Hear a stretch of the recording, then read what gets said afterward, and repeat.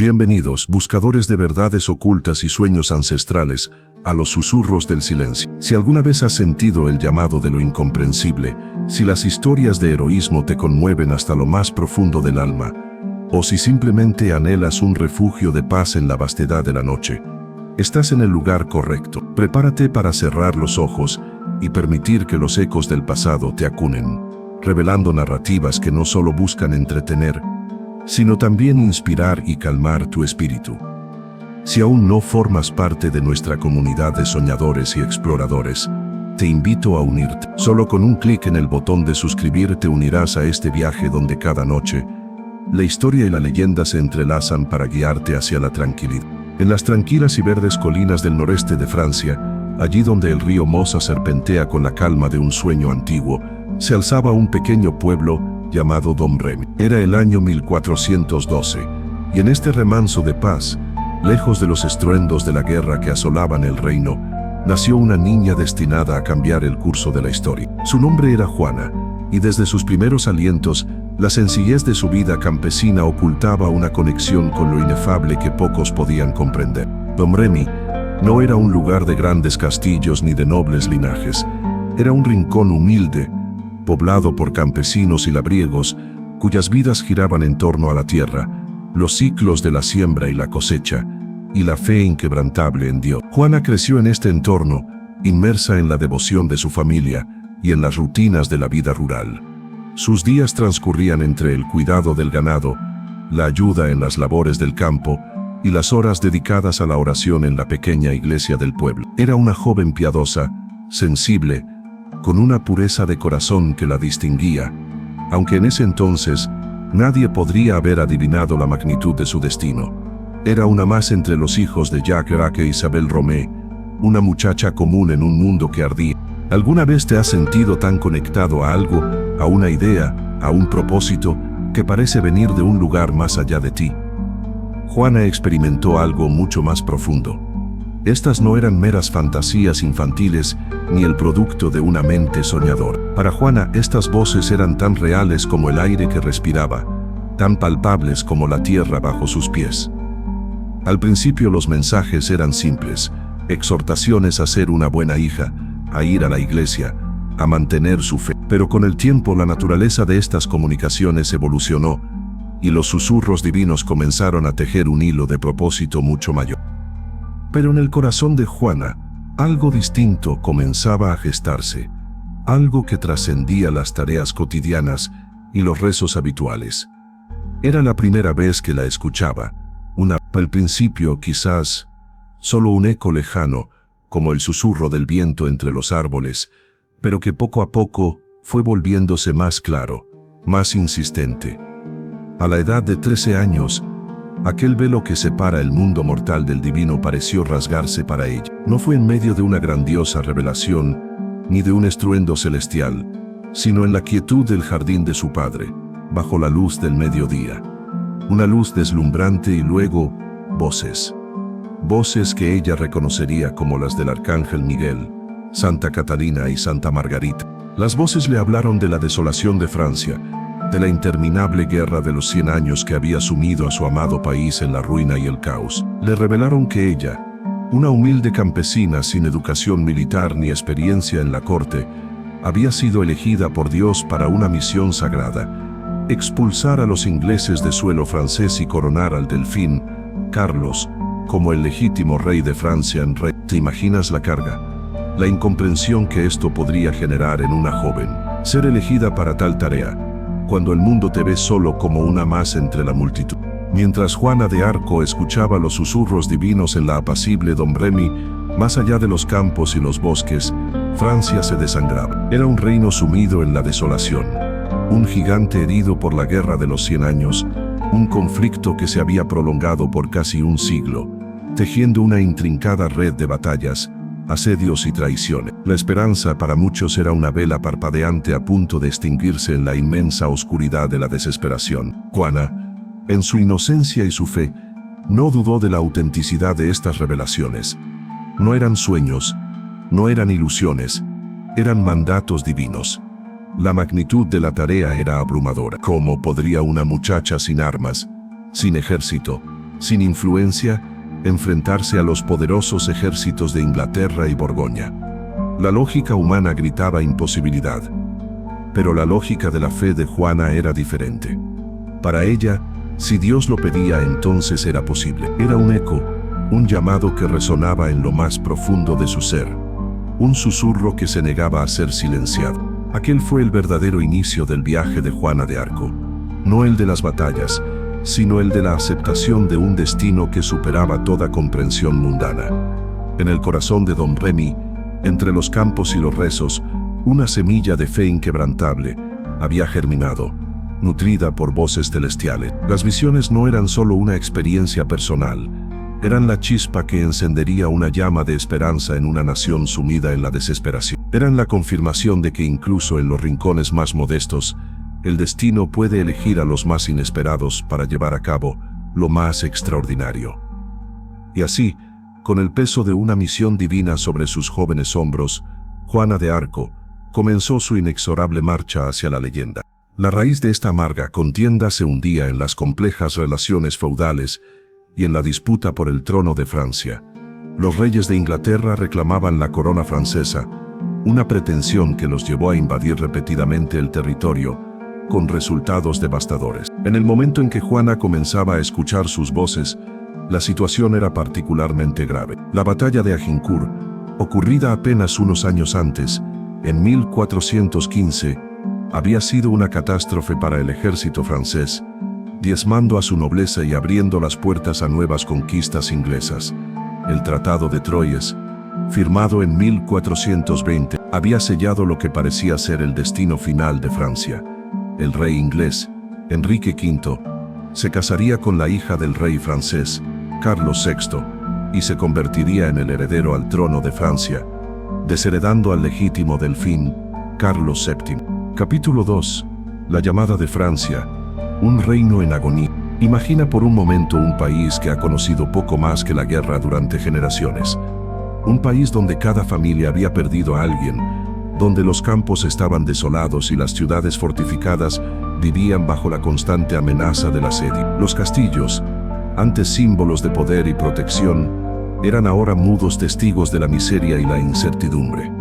Este era el panorama que se extendía ante los ojos de cualquier viajero que se aventurara por las tierras francesas a principios del siglo XV. En este sombrío telón de fondo, la ciudad de Orléans se había convertido en un símbolo crucial.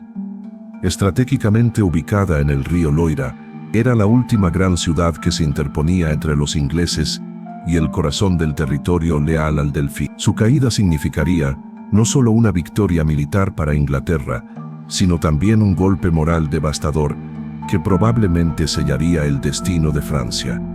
Orléans estaba bajo un brutal asedio, sus defensas desgastadas y sus habitantes al borde de la rendición. La desesperación se cernía sobre sus muros como una niebla densa y opresiva. La moral de las tropas francesas estaba por los suelos. La estrategia predominante era defensiva, marcada por la inacción y la falta de liderazgo audaz. Cada derrota erosionaba aún más la poca confianza que quedaba. Los soldados estaban agotados, los líderes desmoralizados, y el pueblo, agobiado por los impuestos y la opresión, vivía con el miedo constante. Las leyendas de héroes habían quedado relegadas a los cuentos junto al fuego, y la idea de una victoria decisiva parecía un sueño inalcanzable, una quimera en la vasta noche de la guerra. Este pacto era una humillación insoportable para muchos franceses. La idea de que su país pasara a manos de un monarca extranjero era un golpe demoledor para el espíritu nacional. Como resultado, Francia se encontraba dolorosamente dividida. El norte, incluyendo París, estaba bajo control inglés o de sus aliados, los borgoñones, quienes, por diversas razones políticas y personales, se habían alineado con los enemigos de su propio país. El delfín Carlos VII deambulaba por el sur, con su corte en Chinon, un rey de Bourses como lo llamaban despectivamente sus enemigos, un monarca sin corona ni verdadera autoridad sobre su propio reino. Era una figura débil, indecisa, sumida en la desesperanza y rodeada de consejeros que a menudo ofrecían más dudas que solución. Capítulo 3. De campesina a profeta. El viaje a Vaucouleurs. Puedes sentir la atmósfera de ese tiempo, la sensación de opresión, la constante amenaza, la ausencia de una luz al final del túnel. Para un reino que había sido una potencia en Europa, esta era una caída profunda, un periodo de vergüenza y sufrimiento incalculable. Era en este clima de desesperanza y fatalismo que los susurros divinos de Juana de Arco cobraron un significado extraordinario. Las voces que le hablaban en Domremy no eran para un alma aislada, sino para una nación entera que anhelaba un Salvador, una señal de que Dios no había abandonado a su pueblo. Con la desolación de Francia resonando en sus oídos y los mandatos divinos ardiendo en su corazón, Juana de Arco se enfrentó a su primera gran prueba: convencer al mundo, y en particular a aquellos con poder, de la autenticidad de su misión. ¿Cómo podría una joven campesina, analfabeta y sin conexiones, persuadir a la élite militar y política de que Dios la había enviado para salvar un reino? El camino desde Domremy hasta la corte del Delfín no sería pavimentado con reconocimiento, sino con escepticismo, burlas y una inmensa fe. Las voces, claras y persistentes, le habían dado una orden específica: debía ir a Robert de Baudricourt, el capitán de la guarnición real en Vaucouleurs, una fortaleza cercana a Domremy. Él sería quien la ayudaría a llegar hasta el Delfín. Imagina la escena: una muchacha de 17 años, con la inocencia en el rostro y una determinación inquebrantable en la mirada, presentándose ante un veterano endurecido por la guerra, un hombre pragmático y escéptico que había visto de todo en la vida. Era la noche más oscura de Francia, una noche que exigía una chispa de fe, una figura que pudiera encender la llama de la resistencia cuando todo parecía perdido. Y desde el rincón más inesperado, desde la humilde campiña de Domremy, esa chispa estaba a punto de emerger, llevada por una joven cuya única arma era su inquebrantable creencia en una misión divina. El escenario estaba preparado para que la historia, en su infinita sabiduría, eligiera a la persona más improbable para el desafío más grande. Pero Juana no era una joven que se rindiera fácilmente. Su fe no era una emoción volátil, sino una roca sólida sobre la cual construía cada paso. Las voces persistían, recordándole la urgencia de su misión, la agonía de su pueblo y la necesidad de actuar. Sabía que no podía ceder. Se quedó en Vaucouleurs, viviendo con algunos parientes, y continuó presentándose ante Baudricourt, incansable en su propósito. Durante meses, Juana enfrentó no solo la indiferencia del capitán, sino también las burlas del pueblo. La gente la veía como una excéntrica, una muchacha que hablaba de ángeles y misiones divinas en un mundo donde solo la espada y el hambre parecían reales. Sin embargo, su persistencia y la sinceridad de su convicción comenzaron a tener un efecto sutil. Algunas personas, tocadas por su piedad y su inquebrantable certeza, empezaron a creer en ella. Entre ellos, algunos hombres de armas, como Jean de Metz y Bertrand de Poulengy, figuras que serían cruciales en su travesía. Ellos fueron los primeros en ver más allá de la joven campesina, vislumbrando una luz en ella que otros no podían o no querían reconocer. La primera vez que Juana intentó hablar con Baudricourt, en 1422, fue un fracaso absoluto. Fue rechazada, tratada como una ilusa, una charlatana o quizás, en el mejor de los casos, como una joven con una imaginación demasiado viva. El capitán, un hombre de armas y de razón, no podía concebir que el destino de Francia dependiera de las visiones de una campesina.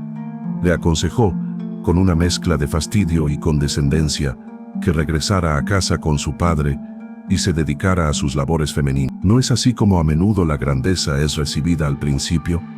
Con incredulidad y desprecio. La situación política y militar de Francia, mientras tanto, continuaba deteriorándose.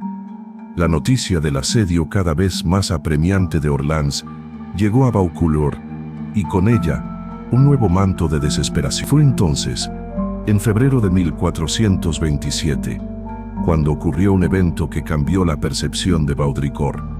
Juana, con una seguridad asombrosa, le anunció que el ejército francés había sufrido una gran derrota cerca de Orléans, la llamada Batalla de los Arenques. La noticia de esta derrota llegó a Vaucouleurs días después, confirmando las palabras de Juan. Capítulo 4. El encuentro con el delfín. La fe en la duda. Este suceso imposible de conocer para una joven sin acceso a información militar sembró una semilla de duda en la mente pragmática de Baudricourt. ¿Podrían sus visiones ser reales?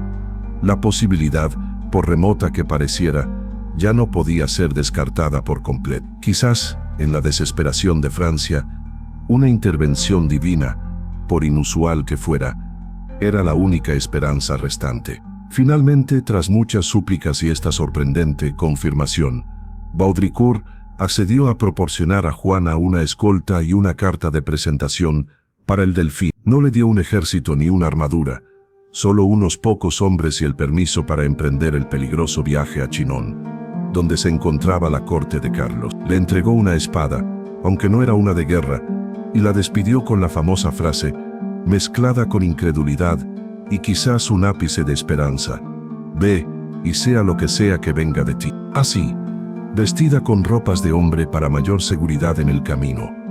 Una medida pragmática en una época peligrosa, pero que más tarde se convertiría en un punto de acusación en su contra, Juana de Arco partió de Vaucouleurs. Era un viaje de 11 días, a través de territorio hostil y lleno de peligros, hacia un destino incierto. Atrás quedaba su infancia, las labores campesinas y la vida sencilla de Don Bremy.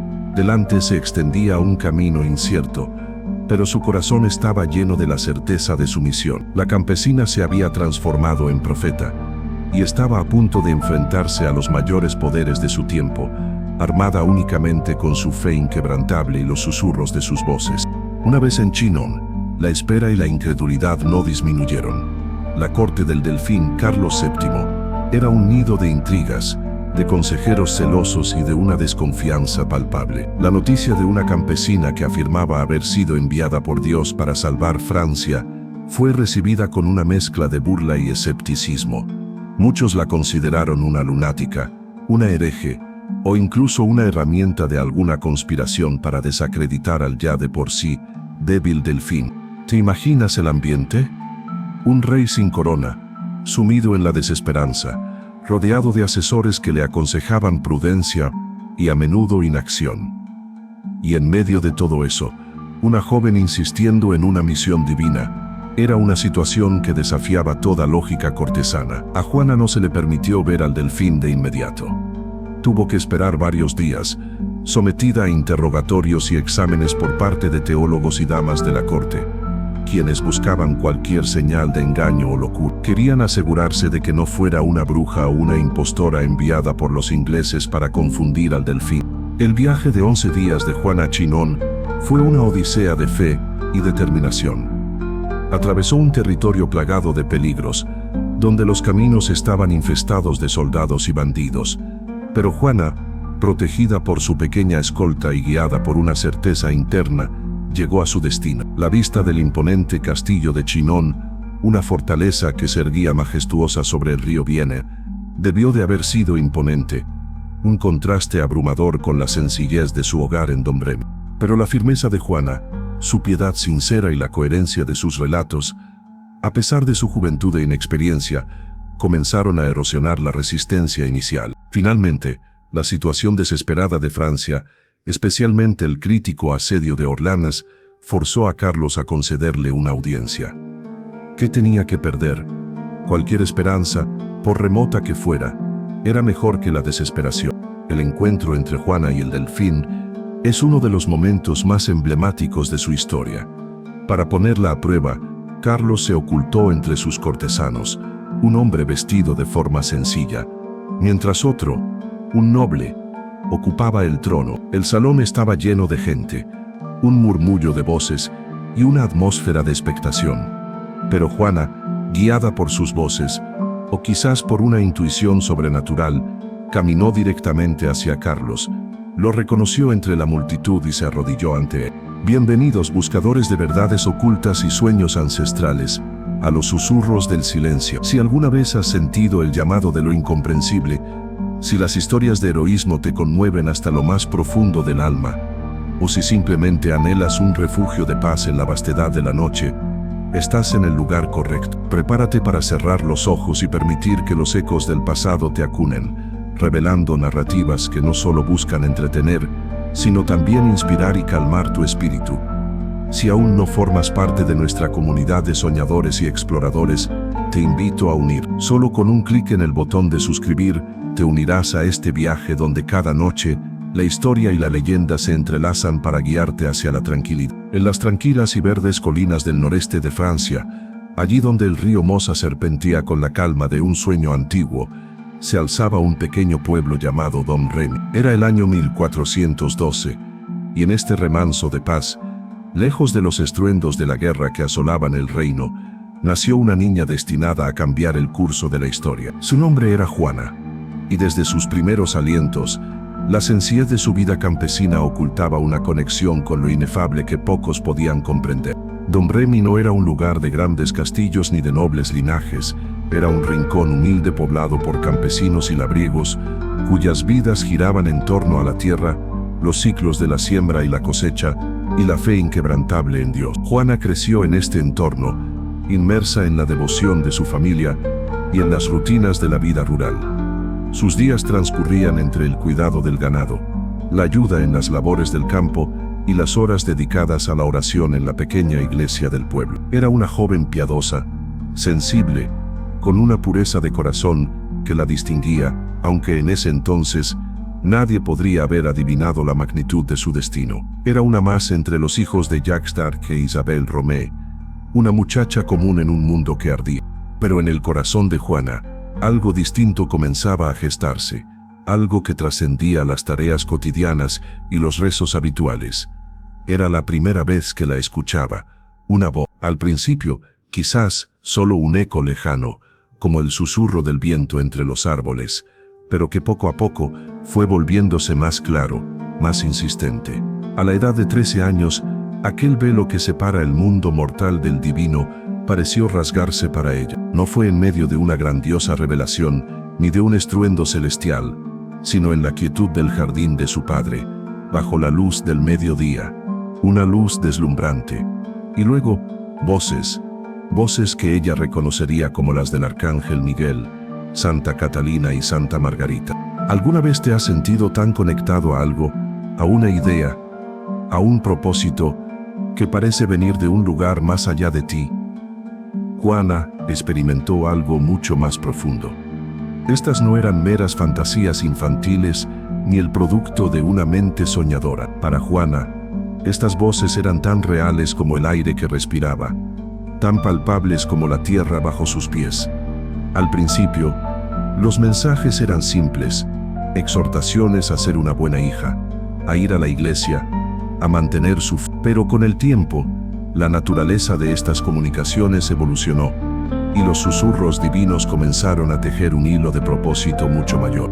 Las voces le hablaron de la desolación de Francia, de la interminable guerra de los 100 años que había sumido a su amado país en la ruina, y le revelaron que ella, una humilde campesina sin educación militar ni experiencia en la corte, había sido elegida por Dios para una misión sagrada: expulsar a los ingleses de suelo francés y coronar al delfín, Carlos, como el legítimo rey de Francia en rey. ¿Te imaginas la carga, la incomprensión que esto podría generar en una joven? Ser elegida para tal tarea, cuando el mundo te ve solo como una más entre la multitud. Juana, en su inocencia y su fe, no dudó de la autenticidad de estas revelaciones. No eran sueños, no eran ilusiones, eran mandatos divinos. La magnitud de la tarea era abrumador. ¿Cómo podría una muchacha sin armas, sin ejército, sin influencia, enfrentarse a los poderosos ejércitos de Inglaterra y Borgoña? La lógica humana gritaba imposibilidad, pero la lógica de la fe de Juana era diferente. Para ella, si Dios lo pedía, entonces era posible. Era un eco, un llamado que resonaba en lo más profundo de su ser, un susurro que se negaba a ser silenciado. Aquel fue el verdadero inicio del viaje de Juana de Arco, no el de las batallas, sino el de la aceptación de un destino que superaba toda comprensión mundana. En el corazón de Domremy, entre los campos y los rezos, una semilla de fe inquebrantable había germinado, nutrida por voces celestiales. Las visiones no eran solo una experiencia personal, eran la chispa que encendería una llama de esperanza en una nación sumida en la desesperación. Eran la confirmación de que incluso en los rincones más modestos el destino puede elegir a los más inesperados para llevar a cabo lo más extraordinario. Y así, con el peso de una misión divina sobre sus jóvenes hombros, Juana de Arco comenzó su inexorable marcha hacia la leyenda. Mientras Juana de Arco escuchaba los susurros divinos en la apacible Domremy, más allá de los campos y los bosques, Francia se desangraba. Era un reino sumido en la desolación, un gigante herido por la Guerra de los 100 años, un conflicto que se había prolongado por casi un siglo, tejiendo una intrincada red de batallas, asedios y traición. La esperanza para muchos era una vela parpadeante a punto de extinguirse en la inmensa oscuridad de la desesperación. Capítulo 2. La llamada de Francia, un reino en agonía. Imagina por un momento un país que ha conocido poco más que la guerra durante generaciones. Un país donde cada familia había perdido a alguien, donde los campos estaban desolados y las ciudades fortificadas vivían bajo la constante amenaza del asedio. Los castillos, antes símbolos de poder y protección, eran ahora mudos testigos de la miseria y la incertidumbre. Este era el panorama que se extendía ante los ojos de cualquier viajero que se aventurara por las tierras francesas a principios del siglo XV. La raíz de esta amarga contienda se hundía en las complejas relaciones feudales y en la disputa por el trono de Francia.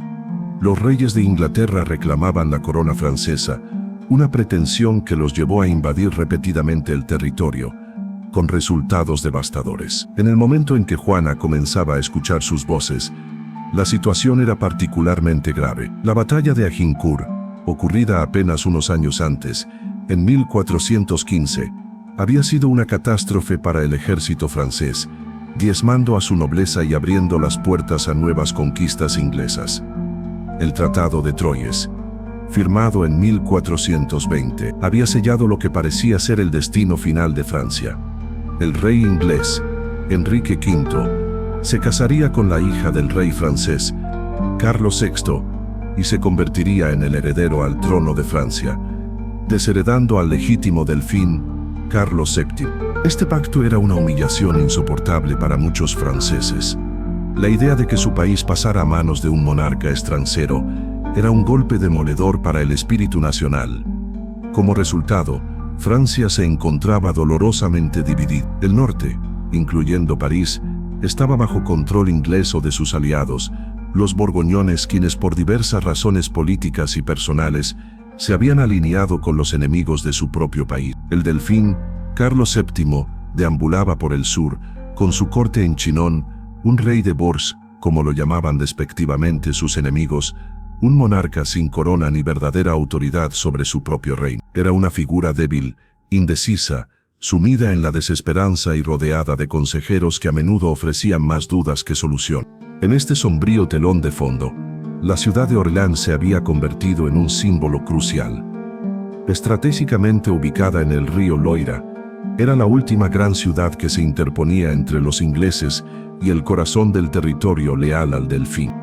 Su caída significaría no solo una victoria militar para Inglaterra, sino también un golpe moral devastador que probablemente sellaría el destino de Francia. Orléans estaba bajo un brutal asedio, sus defensas desgastadas y sus habitantes al borde de la rendición. La desesperación se cernía sobre sus muros como una niebla densa y opresiva. La moral de las tropas francesas estaba por los suelos. La estrategia predominante era defensiva, marcada por la inacción y la falta de liderazgo audaz. Cada derrota erosionaba aún más la poca confianza que quedaba. Los soldados estaban agotados, los líderes desmoralizados, y el pueblo, agobiado por los impuestos y la opresión, vivía con el miedo constante. Las leyendas de héroes habían quedado relegadas a los cuentos junto al fuego, y la idea de una victoria decisiva parecía un sueño inalcanzable, una quimera en la vasta noche de la guerra. Puedes sentir la atmósfera de ese tiempo, la sensación de opresión, la constante amenaza, la ausencia de una luz al final del túnel. Para un reino que había sido una potencia en Europa, esta era una caída profunda, un periodo de vergüenza y sufrimiento incalculable. Era en este clima de desesperanza y fatalismo que los susurros divinos de Juana de Arco cobraron un significado extraordinario. Las voces que le hablaban en Domremy no eran para un alma aislada, sino para una nación entera que anhelaba un Salvador, una señal de que Dios no había abandonado a su pueblo. Capítulo 3. De campesina a profeta. El viaje a Vaucouleurs, con la desolación de Francia resonando en sus oídos y los mandatos divinos ardiendo en su corazón, Juana de Arco se enfrentó a su primera gran prueba: convencer al mundo, y en particular a aquellos con poder, de la autenticidad de su misión. ¿Cómo podría una joven campesina, analfabeta y sin conexiones, persuadir a la élite militar y política de que Dios la había enviado para salvar un reino? El camino desde Domremy hasta la corte del Delfín no sería pavimentado con reconocimiento, sino con escepticismo, burlas y una inmensa fe.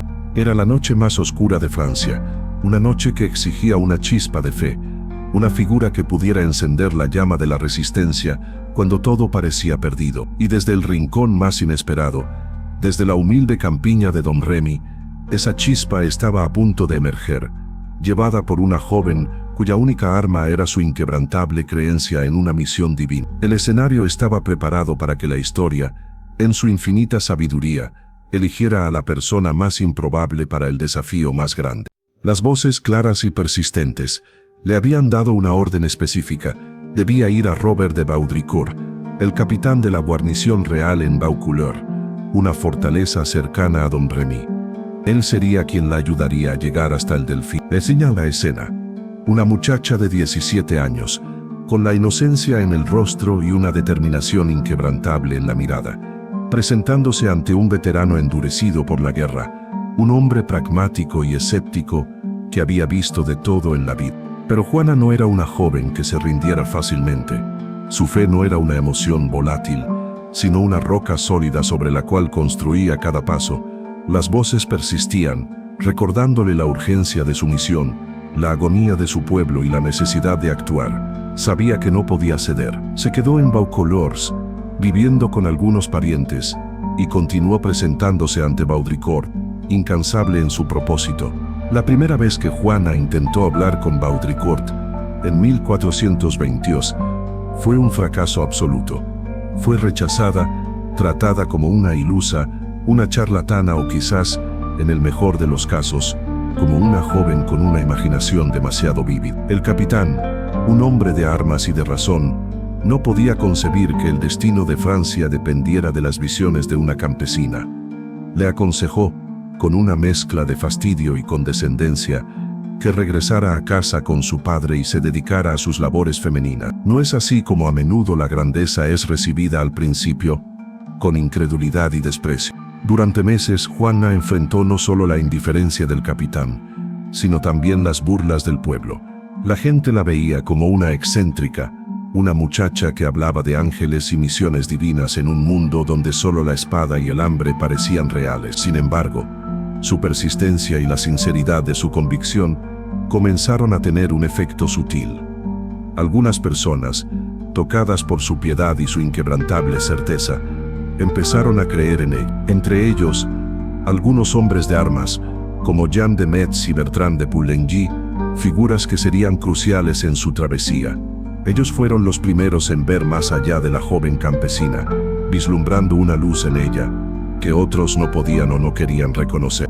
La situación política y militar de Francia, mientras tanto, continuaba deteriorándose. La noticia del asedio cada vez más apremiante de Orléans llegó a Vaucouleurs, y con ella, un nuevo manto de desesperación. Fue entonces, en febrero de 1427, cuando ocurrió un evento que cambió la percepción de Baudricourt.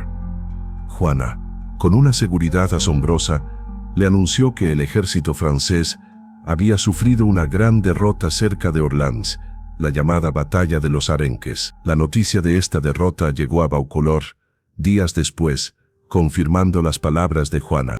Este suceso, imposible de conocer para una joven sin acceso a información militar, sembró una semilla de duda en la mente pragmática de Baudricourt. ¿Podrían sus visiones ser reales? La posibilidad, por remota que pareciera, ya no podía ser descartada por completo. Quizás en la desesperación de Francia, una intervención divina, por inusual que fuera, era la única esperanza restante.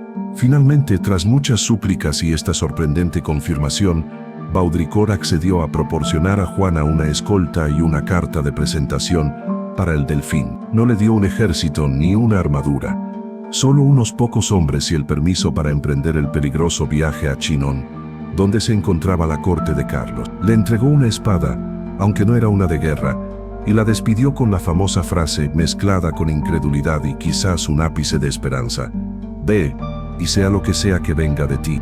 Capítulo 4. El encuentro con el delfín. La fe en la duda. Así, vestida con ropas de hombre para mayor seguridad en el camino, una medida pragmática en una época peligrosa, pero que más tarde se convertiría en un punto de acusación en su contra, Juana de Arco partió de Vaucouleurs. Era un viaje de 11 días, a través de territorio hostil y lleno de peligros, hacia un destino incierto.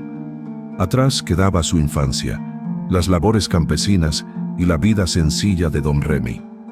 Delante se extendía un camino incierto, pero su corazón estaba lleno de la certeza de su misión. La campesina se había transformado en profeta y estaba a punto de enfrentarse a los mayores poderes de su tiempo, armada únicamente con su fe inquebrantable y los susurros de sus voces. ¿Te imaginas el ambiente? Un rey sin corona, sumido en la desesperanza, rodeado de asesores que le aconsejaban prudencia y a menudo inacción. Y en medio de todo eso, una joven insistiendo en una misión divina. Era una situación que desafiaba toda lógica cortesana. A Juana no se le permitió ver al delfín de inmediato.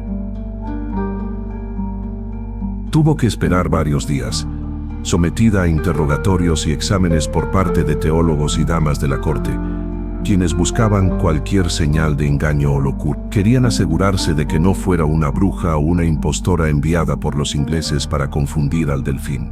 Una vez en Chinon, la espera y la incredulidad no disminuyeron. La corte del delfín Carlos VII era un nido de intrigas, de consejeros celosos y de una desconfianza palpable. La noticia de una campesina que afirmaba haber sido enviada por Dios para salvar Francia fue recibida con una mezcla de burla y escepticismo. Muchos la consideraron una lunática, una hereje o incluso una herramienta de alguna conspiración para desacreditar al ya de por sí débil delfín. El viaje de 11 días de Juana a Chinon fue una odisea de fe y determinación. Atravesó un territorio plagado de peligros, donde los caminos estaban infestados de soldados y bandidos. Pero Juana, protegida por su pequeña escolta y guiada por una certeza interna, llegó a su destino. La vista del imponente castillo de Chinon, una fortaleza que se erguía majestuosa sobre el río Vienne, debió de haber sido imponente, un contraste abrumador con la sencillez de su hogar en Domremy. Pero la firmeza de Juana, su piedad sincera y la coherencia de sus relatos, a pesar de su juventud e inexperiencia, comenzaron a erosionar la resistencia inicial. Finalmente, la situación desesperada de Francia, especialmente el crítico asedio de Orléans, forzó a Carlos a concederle una audiencia. ¿Qué tenía que perder? Cualquier esperanza, por remota que fuera, era mejor que la desesperación. El encuentro entre Juana y el delfín es uno de los momentos más emblemáticos de su historia. Para ponerla a prueba, Carlos se ocultó entre sus cortesanos, un hombre vestido de forma sencilla, mientras otro, un noble, ocupaba el trono. El salón estaba lleno de gente, un murmullo de voces y una atmósfera de expectación. Pero Juana, guiada por sus voces, o quizás por una intuición sobrenatural, caminó directamente hacia Carlos, lo reconoció entre la multitud y se arrodilló ante él. «Gentil delfín», le dijo, con una voz clara y resonante, «Dios le dé buena vida. Yo soy Juana, la doncella, enviada por el Rey del Cielo para traerte ayuda a ti y a tu reino». Esta acción, su capacidad para identificarlo sin haberlo visto antes, dejó a muchos asombrados y comenzó a sembrar una semilla de asombro. Este examen en Poitiers fue crucial. Los teólogos, incapaces de encontrar herejía en sus palabras y conmovidos por su piedad, finalmente declararon que no encontraban nada malo en ella, y que permitirle ir a la guerra era una cuestión de conveniencia militar más que de dogma religioso. La conclusión fue que no había nada en sus palabras o en su conducta que fuera contrario a la fe católica, y que su intervención, si venía de Dios, no debía ser obstaculizada. Aún así, la corte no estaba completamente convencida. Juana fue enviada a Poitiers para ser examinada nuevamente por un concilio de teólogos y clérigos. Durante semanas, La interrogaron sobre sus voces, su fe, su virginidad y la legitimidad de su misión. Juana, a pesar de su falta de educación formal, respondió con una sabiduría y una firmeza que sorprendieron a sus inquisidores. Sus respuestas eran sencillas, directas y llenas de convicción, dejando perplejos a los eruditos. Ella no citaba textos complejos, sino la certeza de sus convicciones. Cuando le preguntaron si creía en Dios, respondió con la famosa frase «Dios me ha enviado». No dudo, pero la prueba más significativa no fue pública. Se cuenta que Juana le reveló a Carlos un secreto, una oración o una duda íntima que solo el delfín podía conocer, algo que lo había atormentado en su corazón. Era una duda sobre su propia legitimidad al trono, un pensamiento que le carcomía en la soledad de su alma. La revelación de este secreto, un detalle que nadie más podía haberle dicho, fue el punto de inflexión para Carlos. Fue el momento en que el escepticismo dio paso a una vacilante, pero creciente fe. Así, la humilde campesina que había llegado a Chinon como una forastera, enfrentando la incredulidad de la corte, se había ganado un mínimo de confianza. El destino de Francia, una vez más, parecía depender de un hilo muy delgado, un hilo tejido con la fe de una joven y la desesperación de un delfín. La duda aún acechaba en los corazones de muchos, pero la llama de la esperanza, encendida por Juana, comenzaba a arder en el sombrío paisaje del reino. El siguiente paso, el más audaz de todos, sería poner a prueba su misión en el campo de batalla. Capítulo 5. Armadura y estandarte. Símbolos de una misión sagrada. Con la aprobación, aunque cautelosa, de los teólogos, el delfín Carlos VII tomó una decisión arriesgada. Decidió confiar en esta joven. La situación de Orleans era tan desesperada que cualquier rayo de esperanza era bienvenido. Quizás esta doncella, con su inquebrantable fe y sus visiones divinas, era precisamente lo que el desmoralizado ejército francés necesitaba. Una vez que el delfín, Carlos VII, decidió depositar su incierta esperanza en Juana de Arco, comenzó la fase de preparación para su misión militar. Esta no era una tarea menor. Se trataba de equipar a una joven campesina para liderar ejércitos, una idea que para muchos veteranos sonaría a locura. Sin embargo, en la desesperación de Francia, lo milagroso y lo inusual se habían convertido en las únicas opciones viables. El primer paso fue vestirla de acuerdo a su nueva función. Las voces de Juana le habían pedido que vistiera una armadura blanca, símbolo de pureza y de sumisión divina. No era una petición de vanidad, sino una necesidad para su seguridad en el campo de batalla y para proyectar la imagen de una guerrera inspirada por Dios. La armadura se hizo a medida en Tours, y se dice que Juana eligió el diseño, buscando una protección que le permitiera moverse con libertad, sin obstaculizar su habilidad para montar a caballo y portar su estandarte. Puedes imaginarla, esta joven campesina, enfundada en el frío acero, una armadura reluciente que la transformaba de la noche a la mañana de labradora a comandante. Era una imagen poderosa, casi iconográfica, que inmediatamente capturaba la imaginación de la gente. Era la materialización de la profecía, la doncella guerrera que venía a salvar a Francia. Esta armadura no solo la protegía físicamente, sino que también la envolvía en un aura de santidad y propósito, distinguiéndola de cualquier otro capitán de guerra. El significado de este estandarte era inmenso. En una época donde las batallas se ganaban tanto con el espíritu como con la fuerza, la presencia de este estandarte sagrado era un potente catalizador. Para los soldados franceses, desmoralizados y acostumbrados a la derrota, ver a la doncella con su blanca armadura y su estandarte celestial enarbolado era un llamado a la acción, una chispa que reavivaba la esperanza. Les recordaba que su causa era justa, que Dios estaba de su lado y que la victoria era posible. Pero si la armadura era su escudo, su estandarte era su alma. Juana no portaba espada en la batalla, o al menos no como su arma principal. Su espada era la fe, y su emblema, el estandarte. Este no era un simple trozo de tela, era una bandera personal y sagrada, cuidadosamente diseñada según sus visiones. En él, sobre un fondo blanco, se representaba a Dios Padre sosteniendo el mundo, flanqueado por dos ángeles, con las flores de lis, el símbolo de la monarquía francesa. Llevaba también los nombres de Jesús y María. Este estandarte era más que un símbolo militar, era un objeto de devoción. Juana explicó que lo quería para evitar matar a nadie.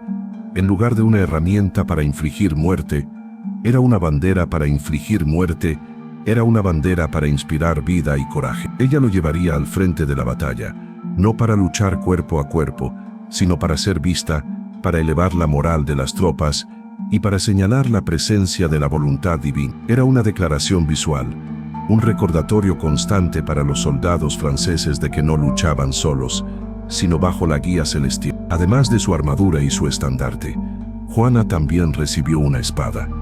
La historia cuenta que sus voces le indicaron dónde encontrar una espada oculta detrás del altar de la iglesia de Santa Catalina de Fierbois, un lugar poco conocido. Se envió a buscarla, y allí, exactamente como ella había descrito, se encontró una espada antigua, oxidada, grabada con 5 cruces. Este descubrimiento, aparentemente milagroso, añadió otra capa de autenticidad a sus afirmaciones, consolidando su reputación entre los que aún dudaban. Aunque Juana prefería su estandarte en combate, esta espada de Fierbois se convirtió en otro símbolo de su misión divina, un arma sagrada forjada por el destino. La preparación de Juana no fue solo física o material, fue también espiritual. Pasaba largas horas en oración, comulgando con sus voces y fortaleciendo su propia fe. Su presencia en el campamento francés, entre los soldados curtidos, era un fenómeno sin precedentes. No bebía alcohol, no juraba, y su piedad era contagiosa. Los soldados, acostumbrados a la rudeza de la vida militar, se sentían inspirados por su castidad y su devoción, y muchos abandonaron sus vicios y se confesaron antes de la batalla, siguiendo su ejemplo. Así, Juana de Arco se transformó, no solo externamente con su armadura y estandarte, sino también en el espíritu que infundía a quienes la rodeaban. Dejó de ser solo la doncella de Domremy para convertirse en la doncella de Orleans, la portadora de la esperanza, el faro en la oscuridad de la guerra. Su llegada al frente no era la de un general convencional, sino la de una profeta guerrera, una figura que personificaba la intervención divina en un momento de crisis suprema. Con estos símbolos de su misión sagrada, estaba lista para enfrentar el mayor desafío de su tiempo, el asedio de Orleans. Con su armadura blanca reluciente y su estandarte sagrado ondeando al viento, Juana de Arco se dirigió hacia Orleans, la ciudad que simbolizaba la última esperanza de Francia. La ciudad llevaba meses bajo el asedio inglés, sus defensores exhaustos y desmoralizados, y su caída parecía inevitable. Pero la llegada de la doncella no fue simplemente la de un nuevo comandante, fue la llegada de un milagro esperado, una encarnación de la fe que había sido aplastada por la guerra. El viaje hacia Orleans fue una declaración en sí mismo. Juana y su contingente lograron sortear las líneas inglesas, entrando a la ciudad el 29 de abril de 1429. Su entrada fue recibida con un júbilo que no se había visto en meses. Las calles estaban llenas de ciudadanos hambrientos y soldados desesperados que, al ver a la joven con su armadura y su estandarte, sintieron una chispa de esperanza encenderse en sus corazones. Para ellos, era la respuesta a sus oraciones, la profecía hecha carne. Capítulo 6. El sitio de Orleans, la luz en la oscuridad. ¿Puedes imaginar el impacto emocional? Meses de miedo e incesantes bombardeos, de ver cómo los muros de su ciudad se desmoronaban poco a poco. Y de repente, una figura insólita, una muchacha que prometía la victoria en nombre de Dios. No era un general experimentado, sino una luz en la más profunda oscuridad. La primera acción de Juana fue desafiar a los ingleses. Desde las murallas, les envió cartas y proclamas, exigiéndoles que levantaran el asedio y regresaran a su país. Los comandantes ingleses, sorprendidos y enojados por la audacia de esta pastora, se burlaron de ella, amenazándola con quemarla si la capturaban. No podían comprender que su verdadera fuerza no residía en las tácticas militares convencionales, sino en el poder de la creencia. La estrategia de Juana en Orleans fue directa y audaz, un contraste total con la cautela que había marcado las acciones francesas a entonces. Mientras los generales franceses debatían y dudaban, Juana insistió en la acción ofensiva. Su presencia en el campo de batalla era magnética. No solo daba órdenes, sino que infundía valor con su ejemplo. Se la veía en las zonas más peligrosas, su estandarte blanco siempre en primera línea, inspirando a los soldados a luchar con un fervor renovado.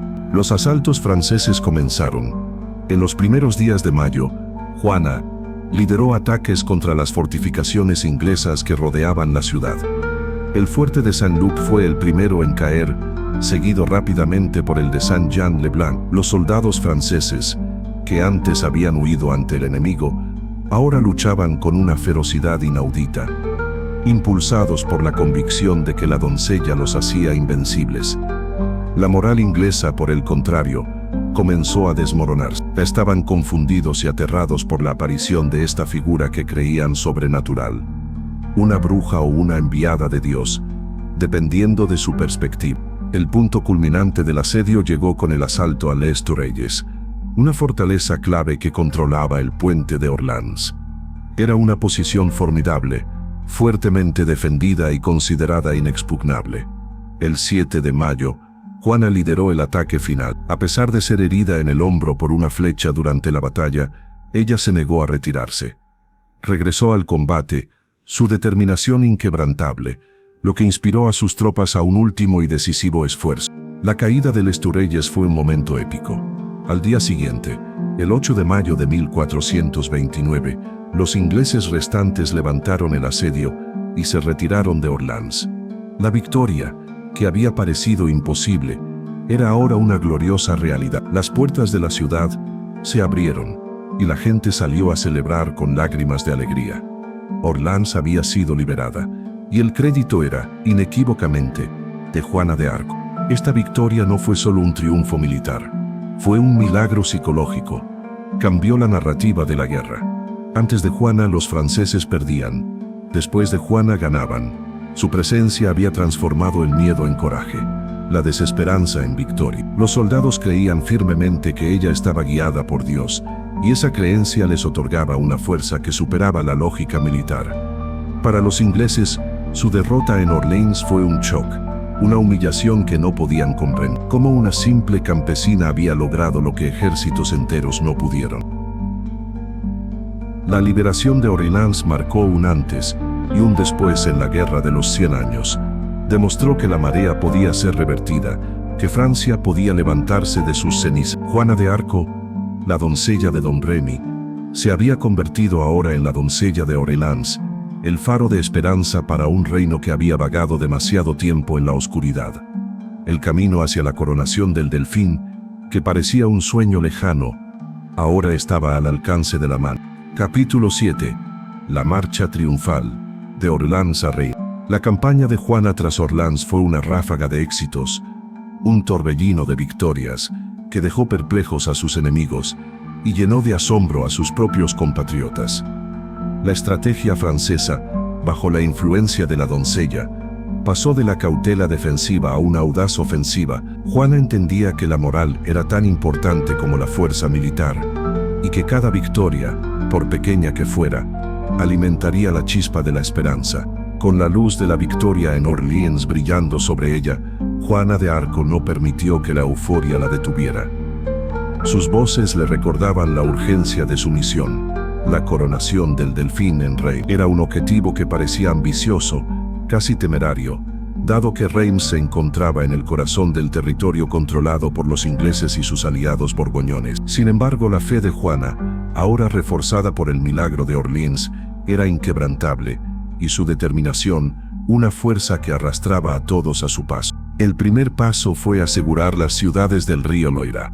Juana, junto con sus comandantes, atacó y liberó Jargeau, luego Mons-sur-Loire y Beaugency. Estas victorias, logradas con una rapidez sorprendente, abrieron el camino hacia el corazón de Francia. Los ingleses, desmoralizados y confundidos por esta nueva y formidable fuerza, no pudieron contener el avance. Pero la culminación de esta fase llegó en la batalla de Patay, el 18 de junio de 1429. Esta batalla no fue solo una victoria, sino una masacre para los ingleses. Liderados por un hábil general llamado John Fastolf, los ingleses estaban en retirada, intentando reagruparse. Los franceses, con Juana a la cabeza, los persiguieron sin descanso. La batalla fue breve y decisiva. Los arqueros ingleses, famosos por su puntería y disciplina, fueron superados antes de poder desplegarse por completo. Miles de soldados ingleses murieron o fueron capturados en lo que se conoció como una victoria de caballería. Puedes sentir el cambio en el aire, de la desesperación a la confianza, de la derrota a la victoria aplastante. La batalla de Patay fue la venganza por Agincourt, un golpe psicológico devastador para los ingleses y un impulso incalculable para los franceses. Juana no solo había liberado Orleans, sino que había roto el hechizo de invencibilidad inglés, demostrando que podían ser derrotados en campo abierto. Con el camino del Loira asegurado, Juana instó al Delfín a emprender la marcha hacia Reims. Era una propuesta arriesgada. Reims estaba profundamente en territorio borgoñón, y la ruta estaba plagada de ciudades fortificadas leales a la facción enemiga. Los consejeros del Delfín, como de costumbre, dudaban, sugiriendo rutas más seguras o posponer el viaje. Pero Juana, con su insistencia inquebrantable y el respaldo de sus recientes victorias, convenció a Carlos de la necesidad de actuar con rapidez. La coronación en Reims no era solo una ceremonia, era un acto político y espiritual crucial, la legitimación de su reinado ante los ojos de Dios y de su pueblo. La marcha hacia Reims se convirtió en una procesión triunfal. Las ciudades borgoñonas, que antes se habrían resistido ferozmente, ahora abrían sus puertas a Carlos y a la doncella, sin apenas resistencia. Auxerre, Troyes, Chalons se rindieron una tras otra. La reputación de Juana, la doncella de Orleans, la portadora de milagros, había precedido a su llegada. La gente creía en ella, y la desesperación de años se estaba transformando en una oleada de fervor patriótico y religioso. Los habitantes de estas ciudades, hartos de la guerra y la incertidumbre, veían en Juana y en el Delfín una promesa de paz y estabilidad. Las visiones de Juana se habían manifestado en la realidad, y su presencia parecía invocar una fuerza irresistible que disolvía la resistencia enemiga. Era un avance no solo militar, sino también psicológico y espiritual. Finalmente, el 16 de julio de 1429, el ejército real, con Juana a la cabeza, llegó a las puertas de Reims. La ciudad, sede tradicional de las coronaciones francesas, abrió sus puertas sin lucha. Era un momento de inmensa simbolismo. La doncella había cumplido una parte fundamental de su misión: llevar al Delfín a la ciudad donde los reyes de Francia habían sido ungidos durante siglos. La marcha triunfal de Orleans a Reims no fue solo una serie de victorias militares, fue una peregrinación de esperanza, guiada por una joven cuya fe transformó el curso de una guerra. Demostró que el espíritu humano, cuando es impulsado por una convicción inquebrantable, puede mover montañas y reescribir el destino de una nación. El siguiente paso, la coronación, sería el punto culminante de esta extraordinaria travesía. El 17 de julio de 1429, en la majestuosa catedral de Reims, se consumó un evento que marcó un antes y un después en la historia de Francia. El Delfín, Carlos VII, fue ungido y coronado como legítimo rey de Francia, un acto que había sido el objetivo primordial de la misión de Juana de Arco. Fue un día de inmenso simbolismo, no solo para la monarquía francesa, sino para el espíritu de toda una nación. Capítulo 8. La coronación en Reims, un pacto con el destino. ¿Puedes imaginar el impacto de ver a Carlos, un hombre que durante años había sido un rey de Boursie, despojado de su dignidad, ahora ungido con el santo crisma, asumiendo su lugar legítimo en el trono de sus ancestros? La coronación no era solo un ritual, era un pacto de Dios con su ungido, y un pacto del rey con su pueblo. Este acto legitimaba a Carlos, no solo ante sus súbditos, sino también ante el resto de Europa. Era un golpe moral devastador para los ingleses, que habían intentado desheredarlo y presentar a su propio monarca como el único heredero legítimo. La atmósfera en la catedral era de profunda solemnidad y una alegría contenida. Después de años de incertidumbre, de un trono sin un verdadero ocupante y de un país fragmentado por la guerra, la coronación en Reims representaba un renacimiento. Era el regreso a la tradición, la reafirmación del derecho divino de los reyes franceses. Todos los presentes eran conscientes de la extraordinaria circunstancia que había hecho posible este momento. El rey, el clero, la nobleza y el pueblo congregado sabían que esta coronación no habría sido posible sin la humilde doncella de don. Juana de Arco estuvo presente en la ceremonia, de pie, cerca del rey, con su estandarte. Algunos relatos afirman que ella misma sostenía su estandarte, mientras otros dicen que estaba cerca. Lo importante es que su presencia era innegable, visible para todos. Ella había llevado al delfín a este momento crucial. Sus voces que le habían prometido que esto ocurriría, se habían cumplido. Para ella, este era el sello divino, la confirmación de que Dios estaba verdaderamente con Francia. El discurso de Juana durante la ceremonia, o quizás sus pensamientos silenciosos en ese momento, resonaron con el profundo significado de lo que se estaba logrando.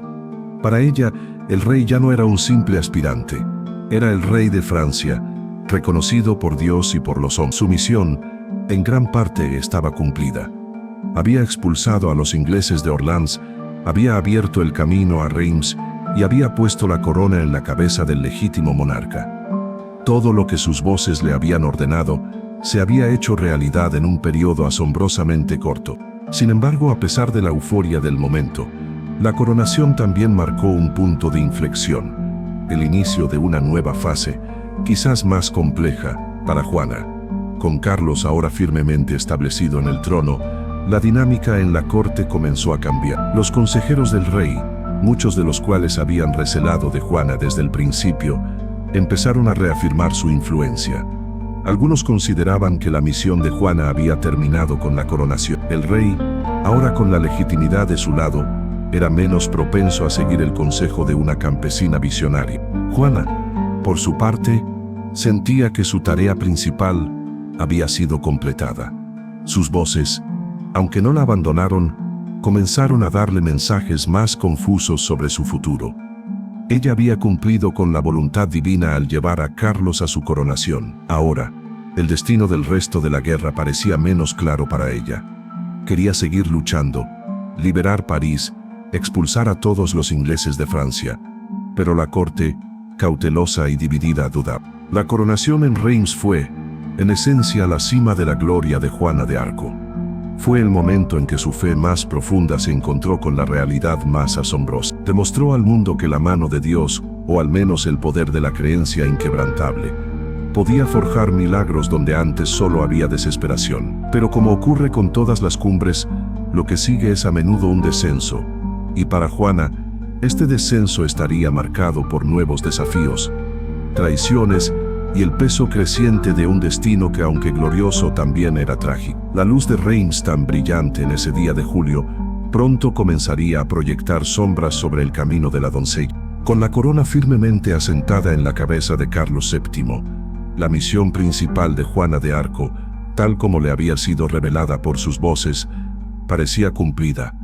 La euforia de la coronación en Reims había legitimado al rey y encendido una nueva esperanza en Francia. Sin embargo, este triunfo no significó el fin de las dificultades para Juana, sino el inicio de una fase más compleja y en muchos sentidos más peligrosa. La lucha contra los enemigos externos, los ingleses, comenzó a mezclarse con una batalla sorda contra las sombras que se cernían desde el interior de la propia corte francesa. Capítulo 9. Desafíos y enemigos internos. La sombra del poder, la envidia y el recelo comenzaron a crecer. Los generales experimentados, que habían visto sus estrategias cautelosas superadas por la audacia de Juana, sentían que su autoridad y su prestigio estaban siendo minados. La corte estaba llena de facciones. Algunos veían en Juana una bendición divina, otros una anomalía peligrosa, y muchos más, una herramienta útil que ya había cumplido su propósito. Para estos últimos, la doncella, con su insistencia en seguir luchando y su inquebrantable fe, se había vuelto una figura incómoda, quizás incluso un obstáculo para la negociación de una paz que les beneficiara más a ellos que al rey. El propio Carlos VII, ahora con la legitimidad real, se volvió más cauteloso y susceptible a los consejos de sus asesores tradicionales. El ímpetu milagroso de Juana, que había sido tan crucial para su ascenso, ahora le parecía menos necesario. El rey y sus consejeros preferían una estrategia de negociaciones y alianzas, buscando un acuerdo con el duque de Borgoña para aislar a los ingleses. Esto chocaba directamente con la visión de Juana, que abogaba por la expulsión total y rápida de los invasores. Para ella, la voluntad de Dios era clara: liberar toda Francia. ¿Alguna vez has notado cómo la victoria, a veces, engendra sus propios desafíos? El éxito de Juana había sido meteórico e inexplicable para muchos.